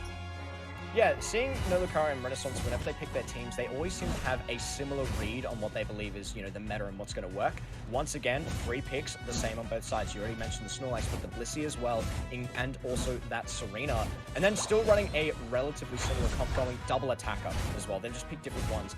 With Renaissance prioritizing even a bit more like Lockdown and CC with the Delphox as well as the Ninetales, whereas on the side of No Lucario deciding to go a little bit more damage and a bit more going into those sort of fights by having, both the Cramorant, which is able to move around quite a bit, or even bring some CC, but I expect it will be the highly mobile build that we are going to see today, and also the Gardevoir, which can dish out tons of AoE damage once it gets that opportunity to scale, so it makes a ton of sense that we are seeing it in that central area trying to farm up and get ahead while it still can. Yep, so I guess in this game, it really depends on how they kind of go into the team fights, so especially on the side of No Lucario. With the Cramorant, they have to make sure that the Blissey, the Snorlax, is kind of there to make sure that he doesn't get too much damage, because he is so susceptible, especially with his Unite move. So they have to position themselves really well. And on the side of Renaissance, I feel like their engage really is based on whether or not they are able to get a nice crowd control move in. Maybe the Fire Spin coming in from the Delphox will be the initiator for the side. Yeah, on the side of no Lucario, you have to go a little bit more aggressive to be able to get any sort of lockdown done. Whereas, yeah, Delphox can just sit back, throw down a fire spin, and say, hey, you try and approach to us. So I think it's going to be an interesting dynamic that they'll have that. It looks like they trade one back as well. A good takedown onto the Snorlax there, who was maybe caught just a little bit far out, able to get them just off the back of that fight. Yep. And I think what I saw was the Blissey on the side of Renaissance going for Safeguard instead. We haven't really seen it much because of the nerf to it. There's a 1 additional second cooldown for it, but I think it makes a lot of sense in this team composition, right? I mean, they do have the Curlier, the Gardevoir eventually that will be able to deal a lot of crowd control on the side of Lucario as well. So maybe that is why they kind of went for the Safeguard instead. Makes a whole lot of sense. You want to have your carries, or even just the person diving into the back line, have a bit of freedom. Free them up to be able to do whatever they want so they don't have to worry as much. I think that's why Blissey has always been such a strong pick, because it can offer that if it needs to. But seeing a good skirmish so far on the side of Renaissance, able to outlast that pressure. But as I say that, they do get a nice collapse. Air is getting in there, securing the double, getting the Snorlax as well as the Delphox. And now they're looking for some more in the back line. I don't think NT is going to be able to get out of this, and they will secure a triple. So no Lucario now pushing ahead in this game.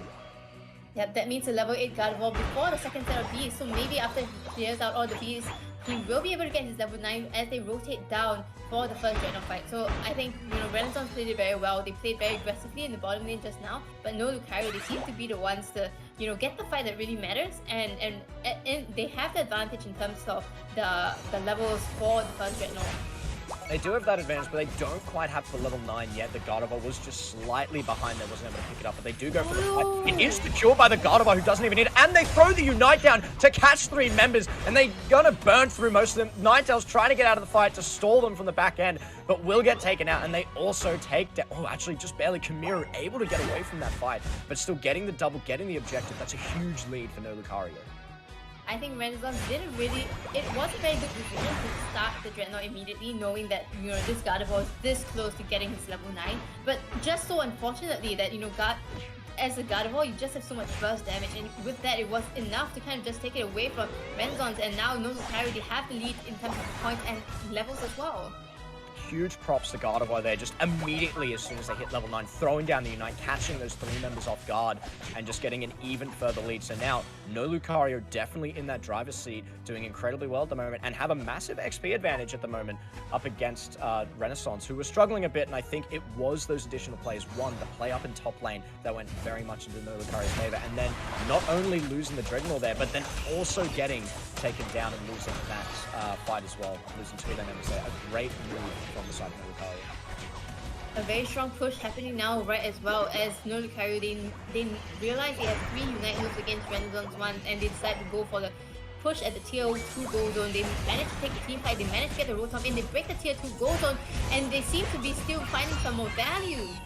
They're continuing to fight this one out. They will lose their Snorlax as they exit the fight. And I think it's important. Renaissance need to push now. They need to get something back. And it looks like they have those members. A great catch there from Mevius on the Lax for the side of Renaissance. And they're continuing to battle this one out. But there's the Gardevoir Unite again. Every single time nailing those Unites, getting incredible value out of this pick. And it's going to be a tough one for Renaissance at this stage, because losing that goal always threatens the late game Rotom and not even needing to go for the Zapdos fight.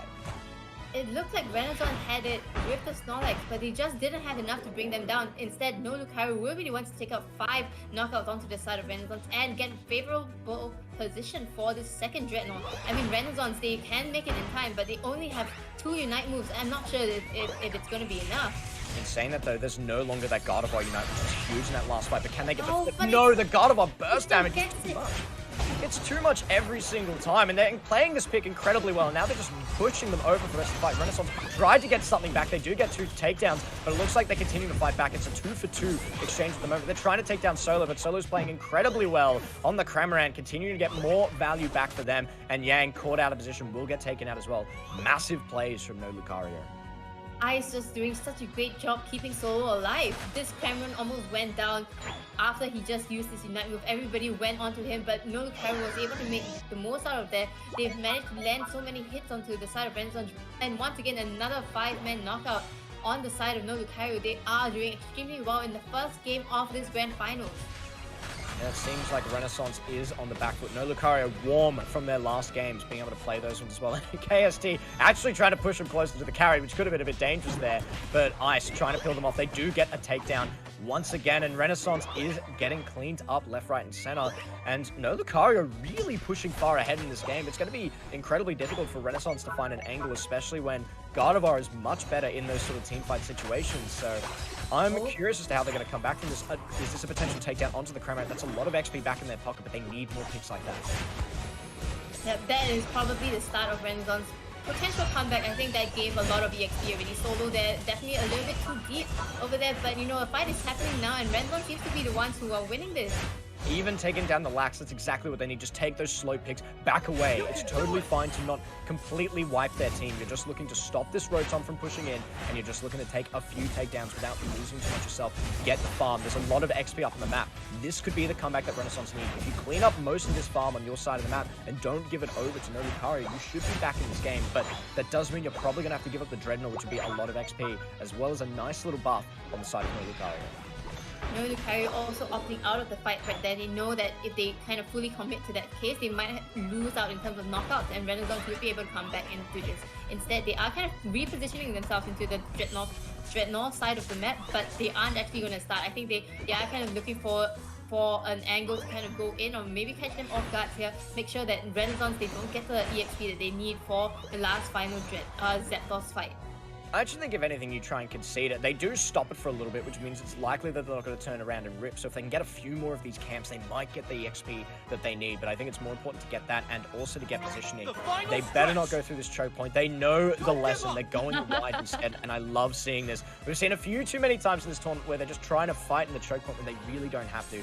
But this is a great position. But Delphox not quite in the right spot yet, but might be looking for a cheeky engage from the back.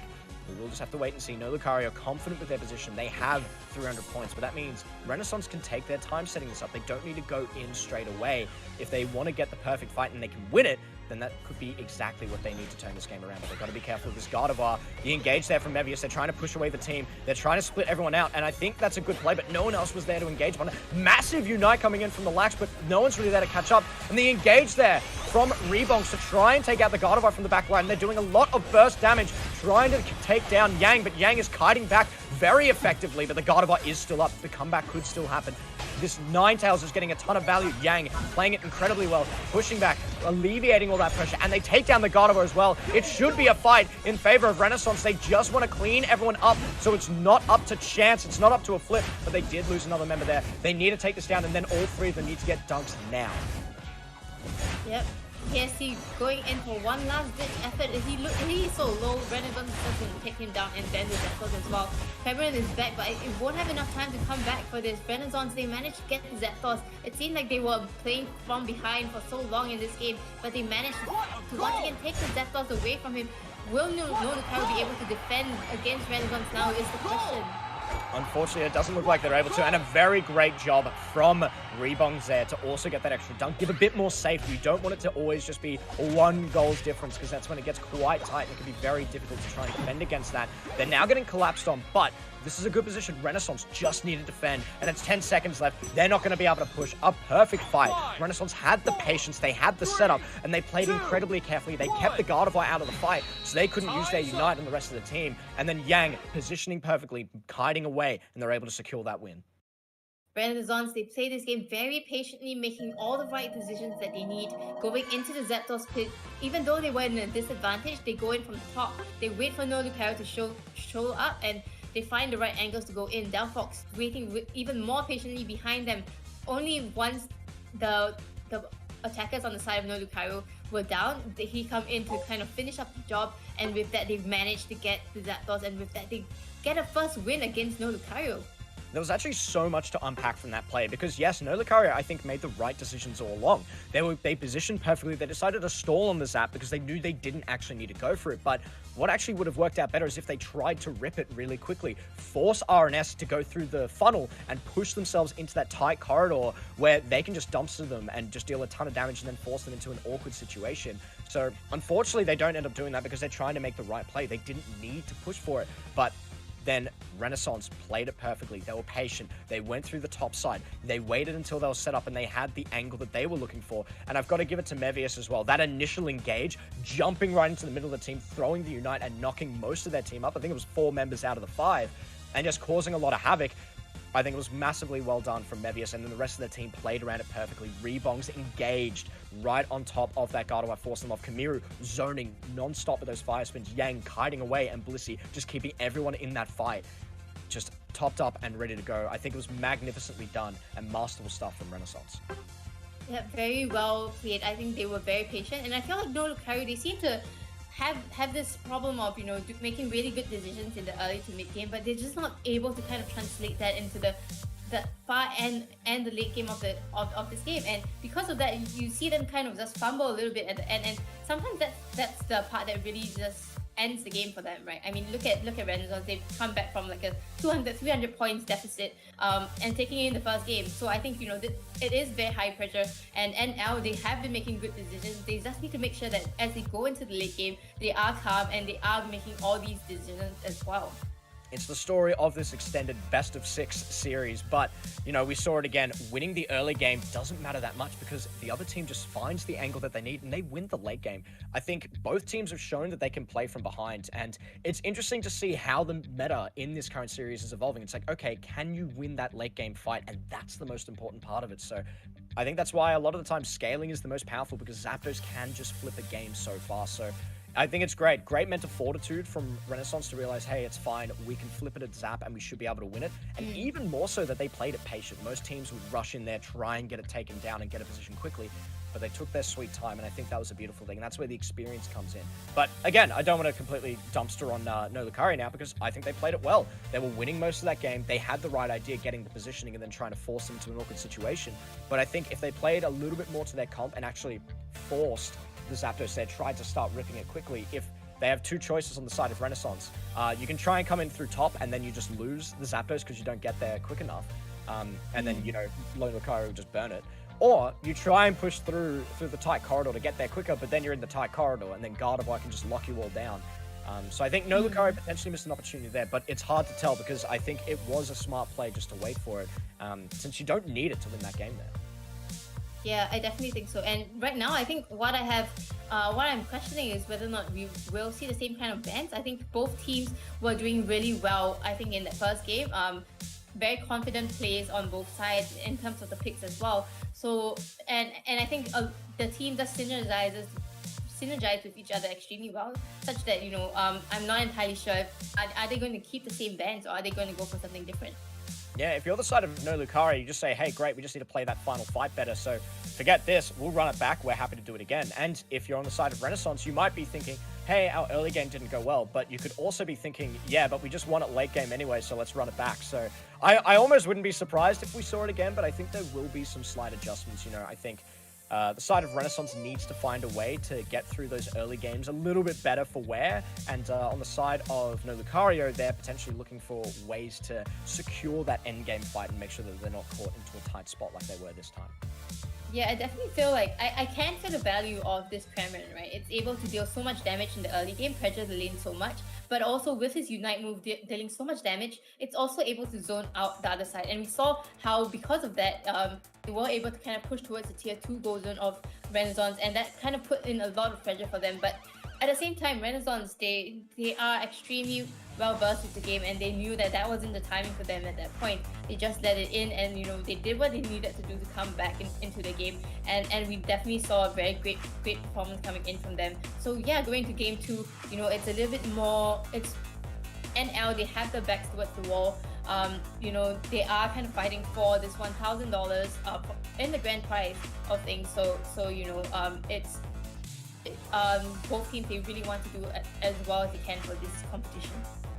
That's definitely right. And again, these two are the best teams in the region, so they're constantly trying to see if they can prove that they're definitely the best in the region. And look, I'm excited to see how they perform here. I'm excited to see if they're going to change things up again. If they go back to something that they did a little bit earlier in the series, such as running the 3 all-rounders once again, trying to go quite aggressive, or if we will see something a little bit similar to this, play a bit more rounded sort of comps, try and play for these team fights and find an angle that way. But I think, again, it was interesting because Gardevoir is normally not meant to go that well in the early game, and they managed to find ways to make it work out. The burst damage, getting the steal onto the first Dreadnought, and find a lot of these sort of angles. So I'm wondering if they're going to continue to run it back, because that is some good late game insurance, but for whatever reason, it just didn't quite come together in those final fights. Yeah, I feel like NL, they were a little bit more confident with the team composition with 3 all-rounders inside, right? I think in terms of like the players' play style and the familiarity with the Pokemon, I feel like that was where they were the best in, and I think Friendzone recognizes this as well. So those are the Pokemon that are banned, and I feel like NL, they need to kind of calm the nerves a little bit going into game 2, because this game could very well be the final game. Yeah, it is a best of 3. There won't be a bracket reset even if the lower bracket is able to win, so it is do or die at this exact point in time.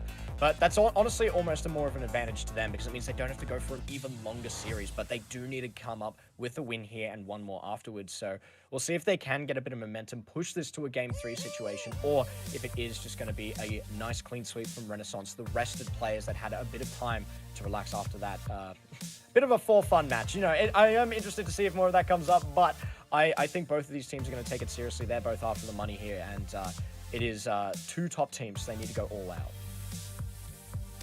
Yep, and I think with that, we will be going into the game shortly. I think the teams have taken a short break just to, gather their thoughts a little bit, and, they are already ready. So, and with that, we are going into the next game, and it seems like the bans are a little bit different once again.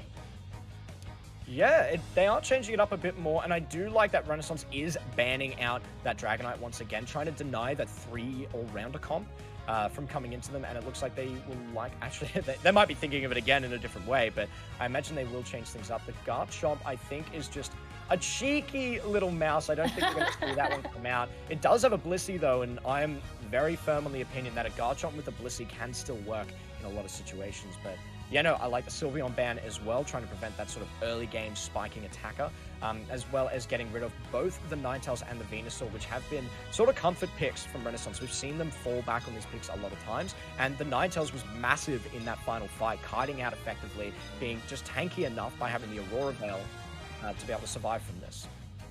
And wow, this time it seems like Renaissance is the ones to take back the Gardevoir, and also Zeraora, Yang on the Zeraora. We haven't really seen much of this Pokemon being used, but it has recently gotten its buff finally. Maybe we will get to see this Zeraora being used well, and then maybe we'll start to see it even more in like ranks and pub games. Yeah, no, I love this pick. I've been talking praises about it for quite some time. I mean, the AoE damage that it's getting back from its discharge, I think is very important.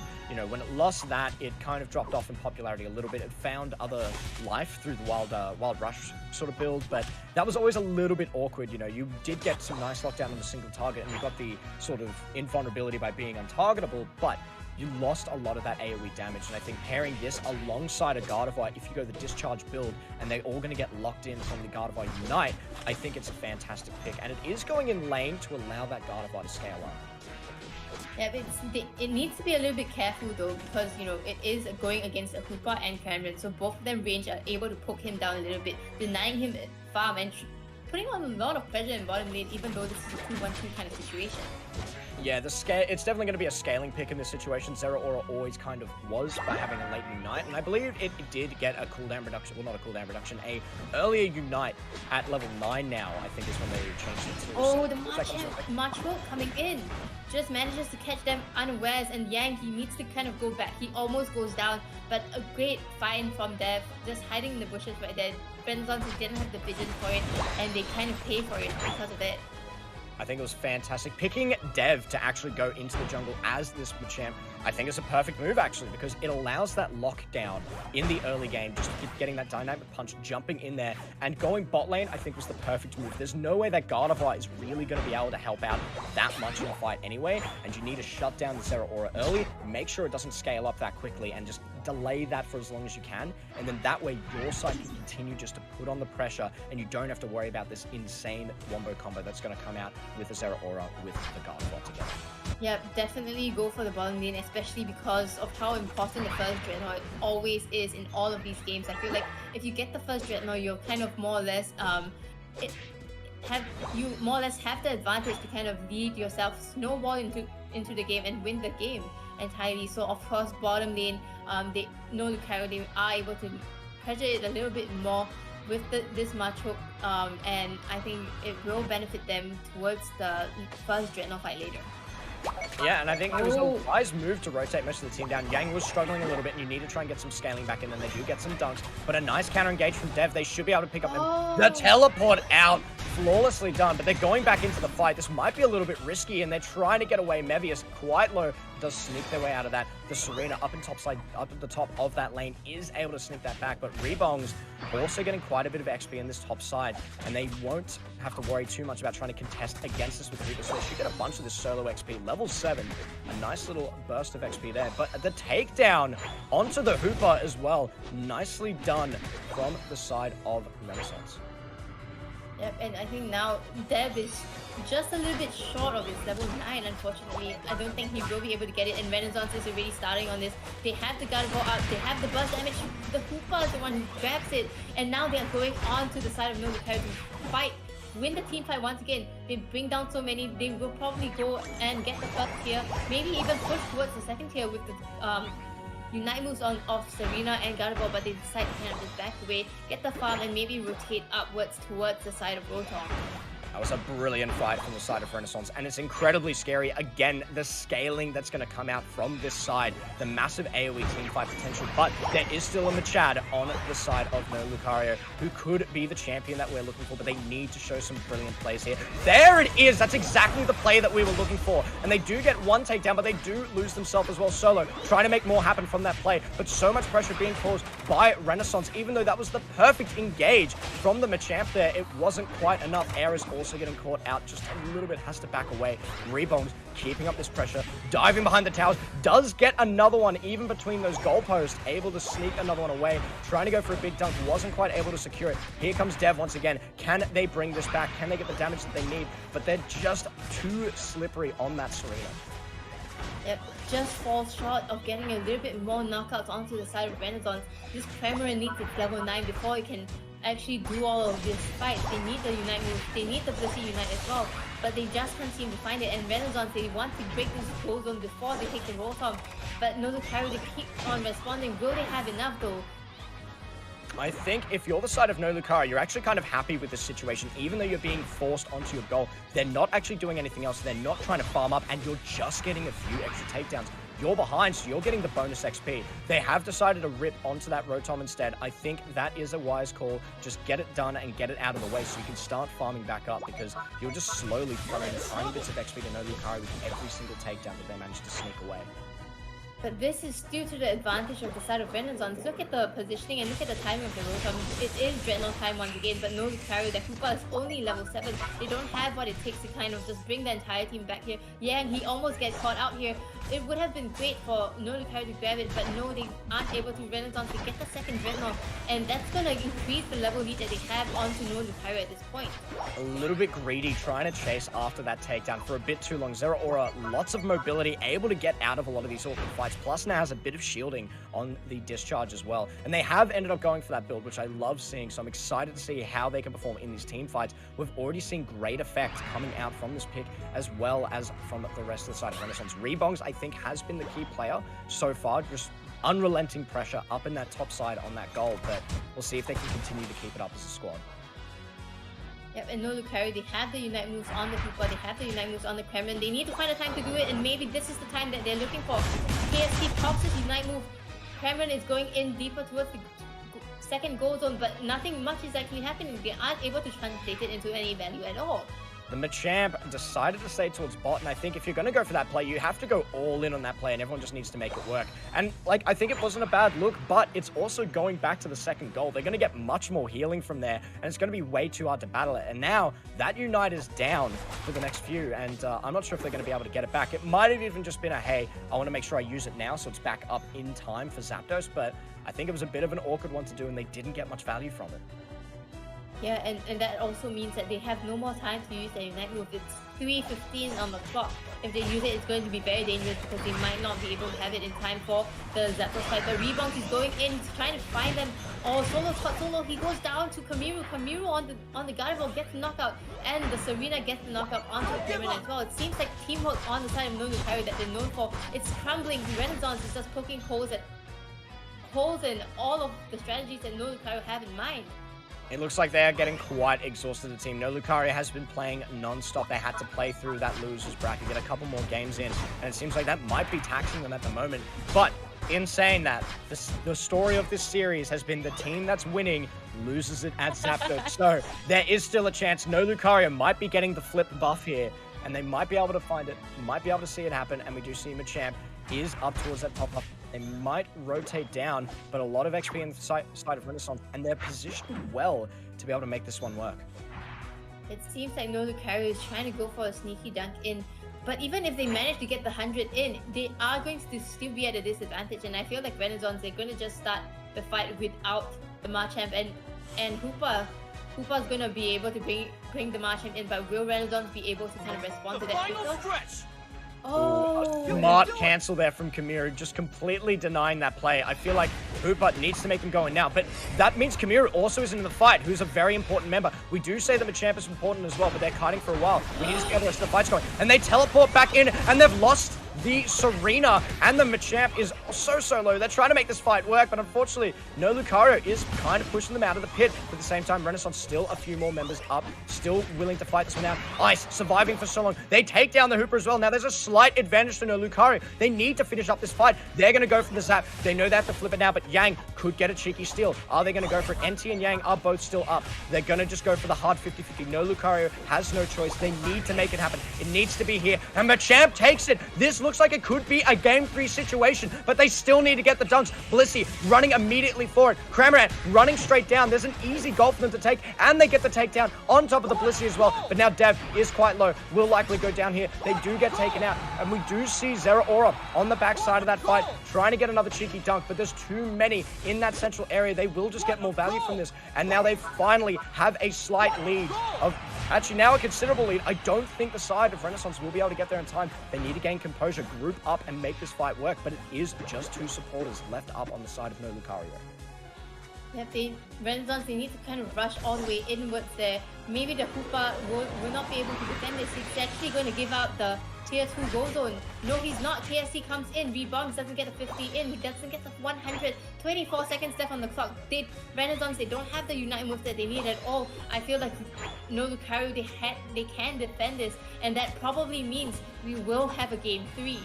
Look, it looked like those bees were actually just playing for Nolukario. They snuck in and stopped the Serena from completing that dunk. Before even Hoover had to move in, they were able to get that one. But I think the rest of the team was out of position anyway, so regardless of the unfair help of the bees, Nolukario were able to take that one away. And we're in for a Game 3 situation.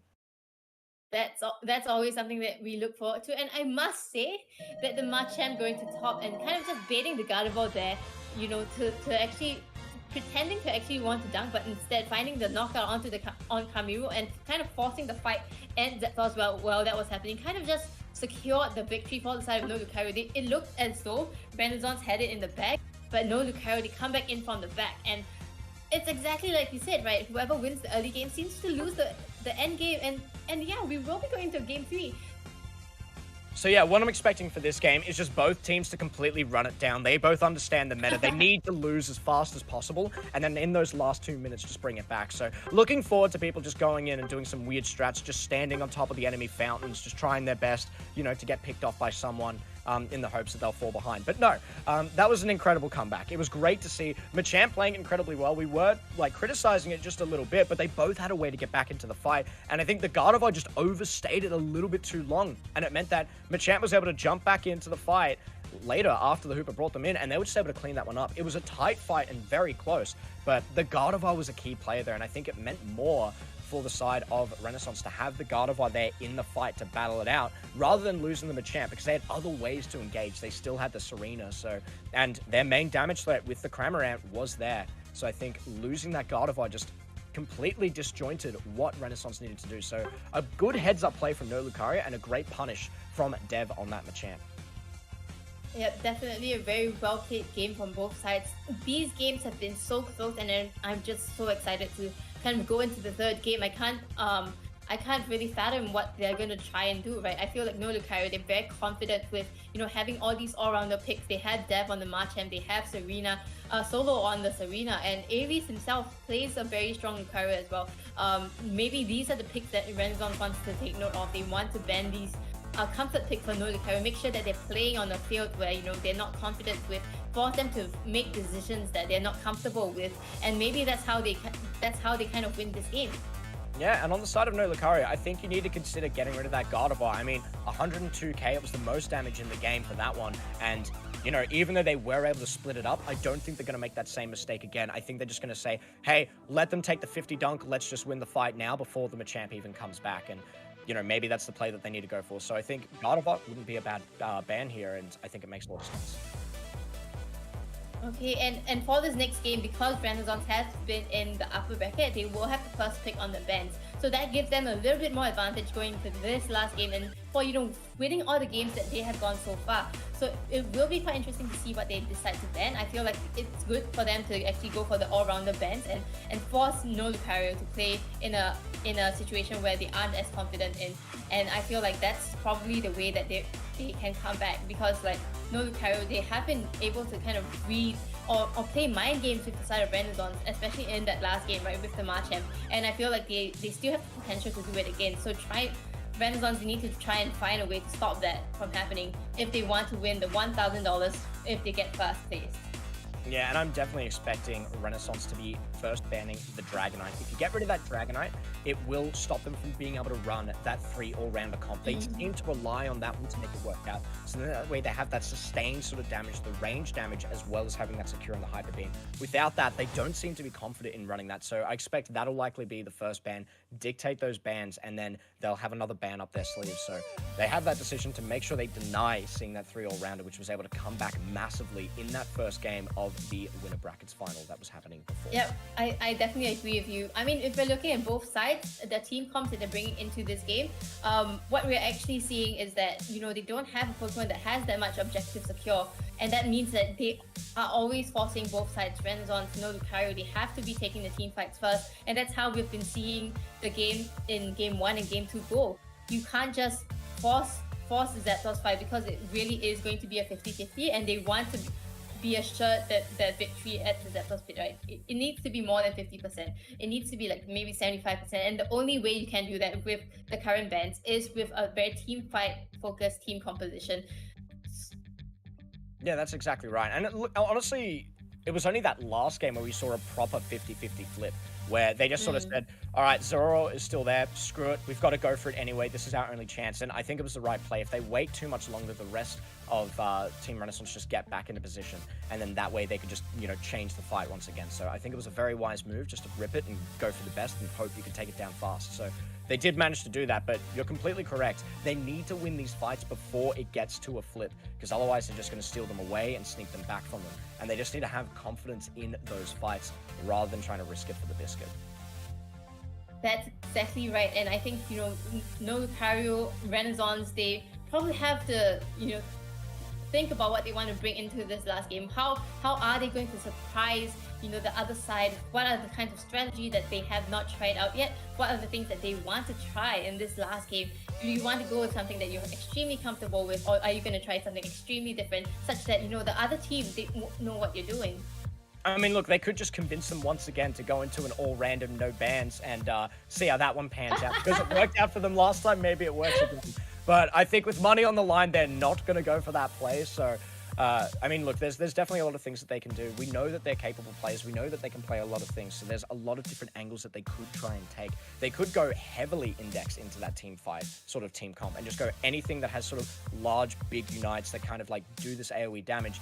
In saying that, a lot of those picks, such as the Pikachu, such as the Venusaur, have been getting banned by the side of no Lucario. They know that this is how Renaissance likes to play anyway. So deny those picks, force them to play some other stuff, force them to just have the Gardevoir as the primary way of making the AoE work, or force them onto picks like Zeraora. And again, I think Zeraora actually looked fantastic in that last game, but it is forcing them to have a bit of a weaker situation in that early lane. I mean, it was good for the side of Renaissance to actually experiment with the Zeraora in the second game, find out whether or not this is something that can work against no Lucario, and maybe they found out that they can't, but you know, the second they already won one game. Now it's just a 1-1 kind of situation. Are they kind of gonna, do they feel that there's still potential using this Zeraora in the team composition, or are they just gonna remove it entirely and maybe go back to the first game team composition that they actually used, right? Which, you know, they are very confident in, and we saw them use it extremely dominatingly against NL.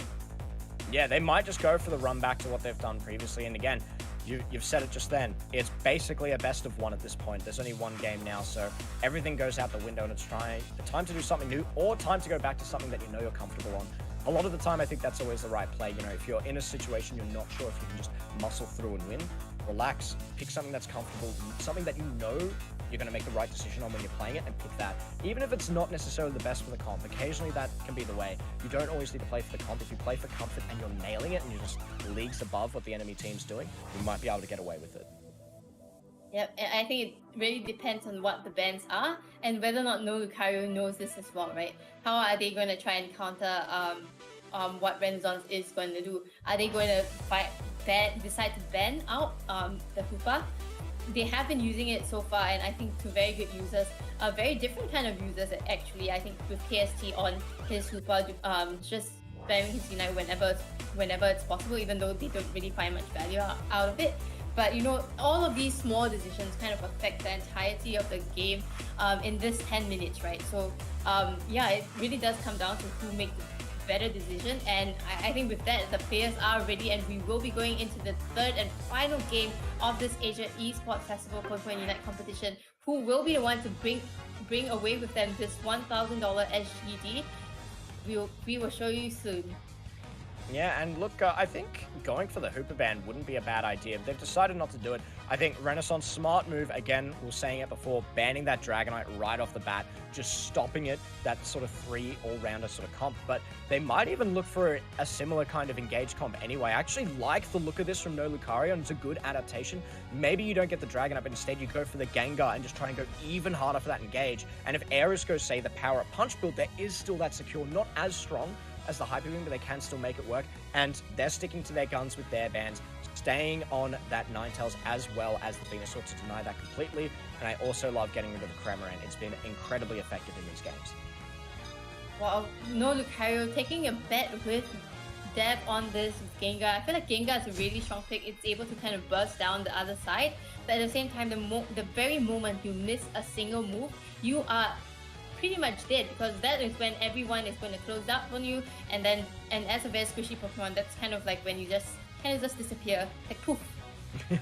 That's exactly right. Gengar is very much a feast or famine. If he's landing everything and they're getting ahead, they're unstoppable. There's not a lot you can do about a Gengar that knows what they're doing. But if they miss once, they're completely cooked. They don't really have a chance to be able to get anything done in this fight. And honestly, this is looking like close to a run back from the first game. It's not quite there, but it is much the same comp for Renaissance. This is what we saw them running last time. And then on the side of no Lucario, the only difference is they don't have that Dragonite to fall back on, but instead they're going for that Gengar, and I love that adaptation. So basically a rerun of the first game that they played in that winner's bracket final before this grand final. So curious to see how it's going to pan out.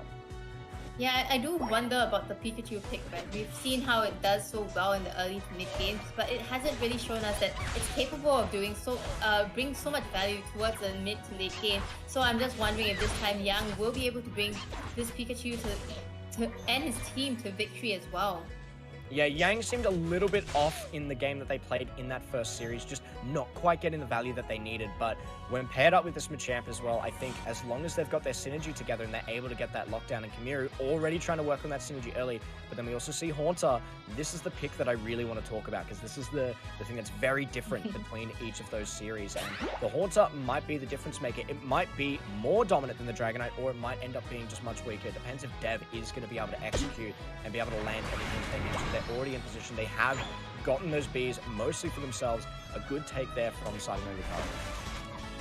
Yeah, and they are kind of pushing towards the side of Renaissance. It's a little bit dangerous. Rebounds, he manages to find Solo, and with that Dev, it's kind of going in again, but I feel like if he goes in anymore, he's going to be the one brought down. Kamiru, he rotates up from the bottom lane, and he manages to find the Haunter. This is not what you want for the side of Nolukari. He wants to get the level differences. He wants to be able to burst down the other side of Renaissance, but Kamiru and his team, they are kind of able to stop him in his tracks.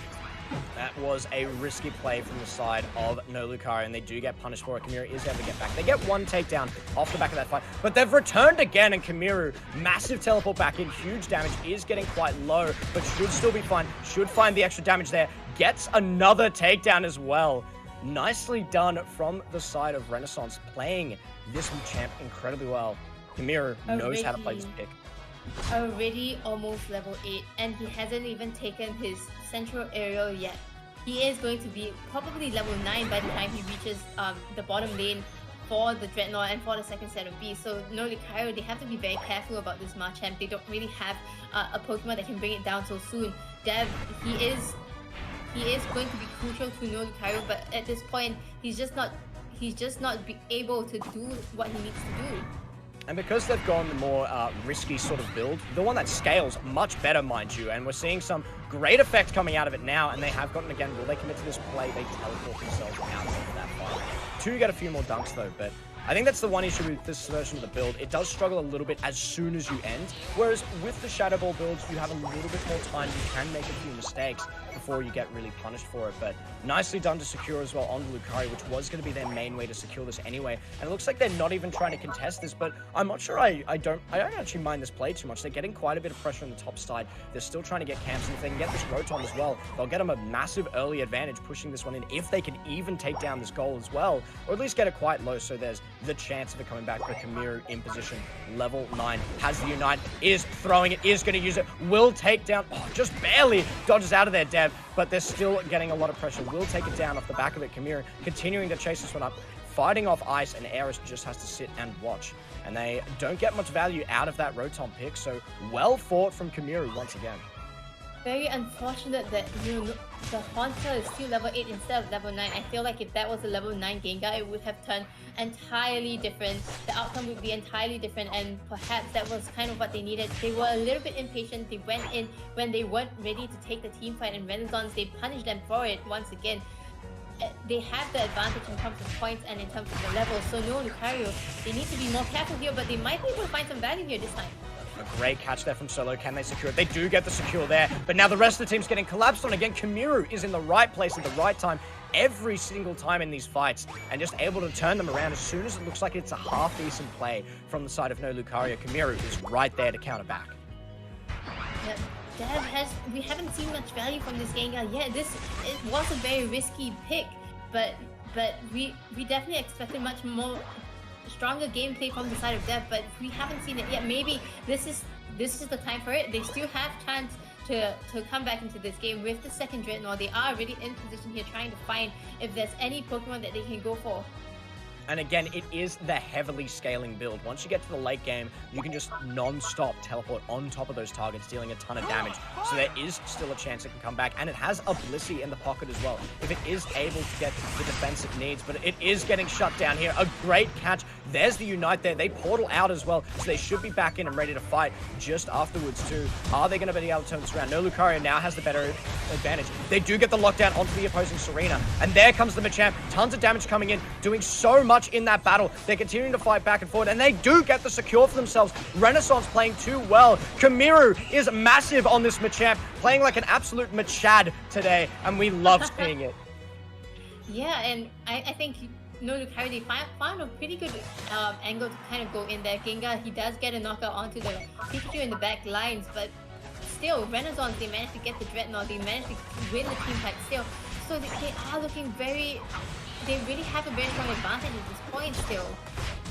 Yeah, Renaissance is just dominating this game left, right, and center. Again, I think no Lucario, they just need to relax a little bit. The Machamp is where all of the eggs are sitting, though, so they need to be very conscious of that. And there's going to be some lockdown potential if the Serena Rebongs just locks down that Machamp and they're able to deal a ton of damage. They should be able to get a lot of work done later on, but a great secure onto the Gengar again, who really needs the farm, so they can capitalize once Rebongs gets that lockdown. I think Renaissance, they know that Dev is the biggest threat on the side of no Lucario. That's why, you know, they are always going for him. And I think with Serena, they're able to do that. I mean, in the fight just now, they use the Unite move on Serena, and at more than half of Gengar's HP just goes down just like that, leaving it a little.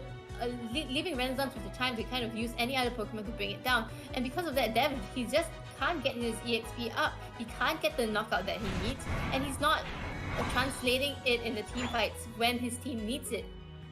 Yeah, that's exactly right. I love the way Renaissance have been playing, just continually punishing this Gengar, stopping it from getting XP, because even though the rest of the team, the XP doesn't seem that far behind, the disparity in the central lane is massive at the moment. You know, the champ is huge, and they need to find a way to lock this target down, continuing to get so much value. When it looked like they finally had the value, the teleport out, just to get in favor of Renaissance once again, able to get out, continue to keep Kamiru up, and they're continuing to try and fight this one out. It is getting close to time, so no one wants to use their Unite at this point. They want to hold on to these, but it's looking quite tight for no Lucario. Their window of opportunity is getting a lot tighter now because that Gengar just isn't getting the XP it needs, but as I say that, there's a lot of XP in the back of their jungle there. They need to go back in there. They need to pick up all that farm in their central area and find a way back into this game. That they really need to find a way to defend the Gengar. It looks like Rebongs and Kamiru, they are just searching for this Gengar. They know that that's the target to go for, and once this Gengar is brought down, so does no Lucario, and I think that's a really good strategy. No Lucario, they have to find a way to counter this, and they just haven't been able to so far yet.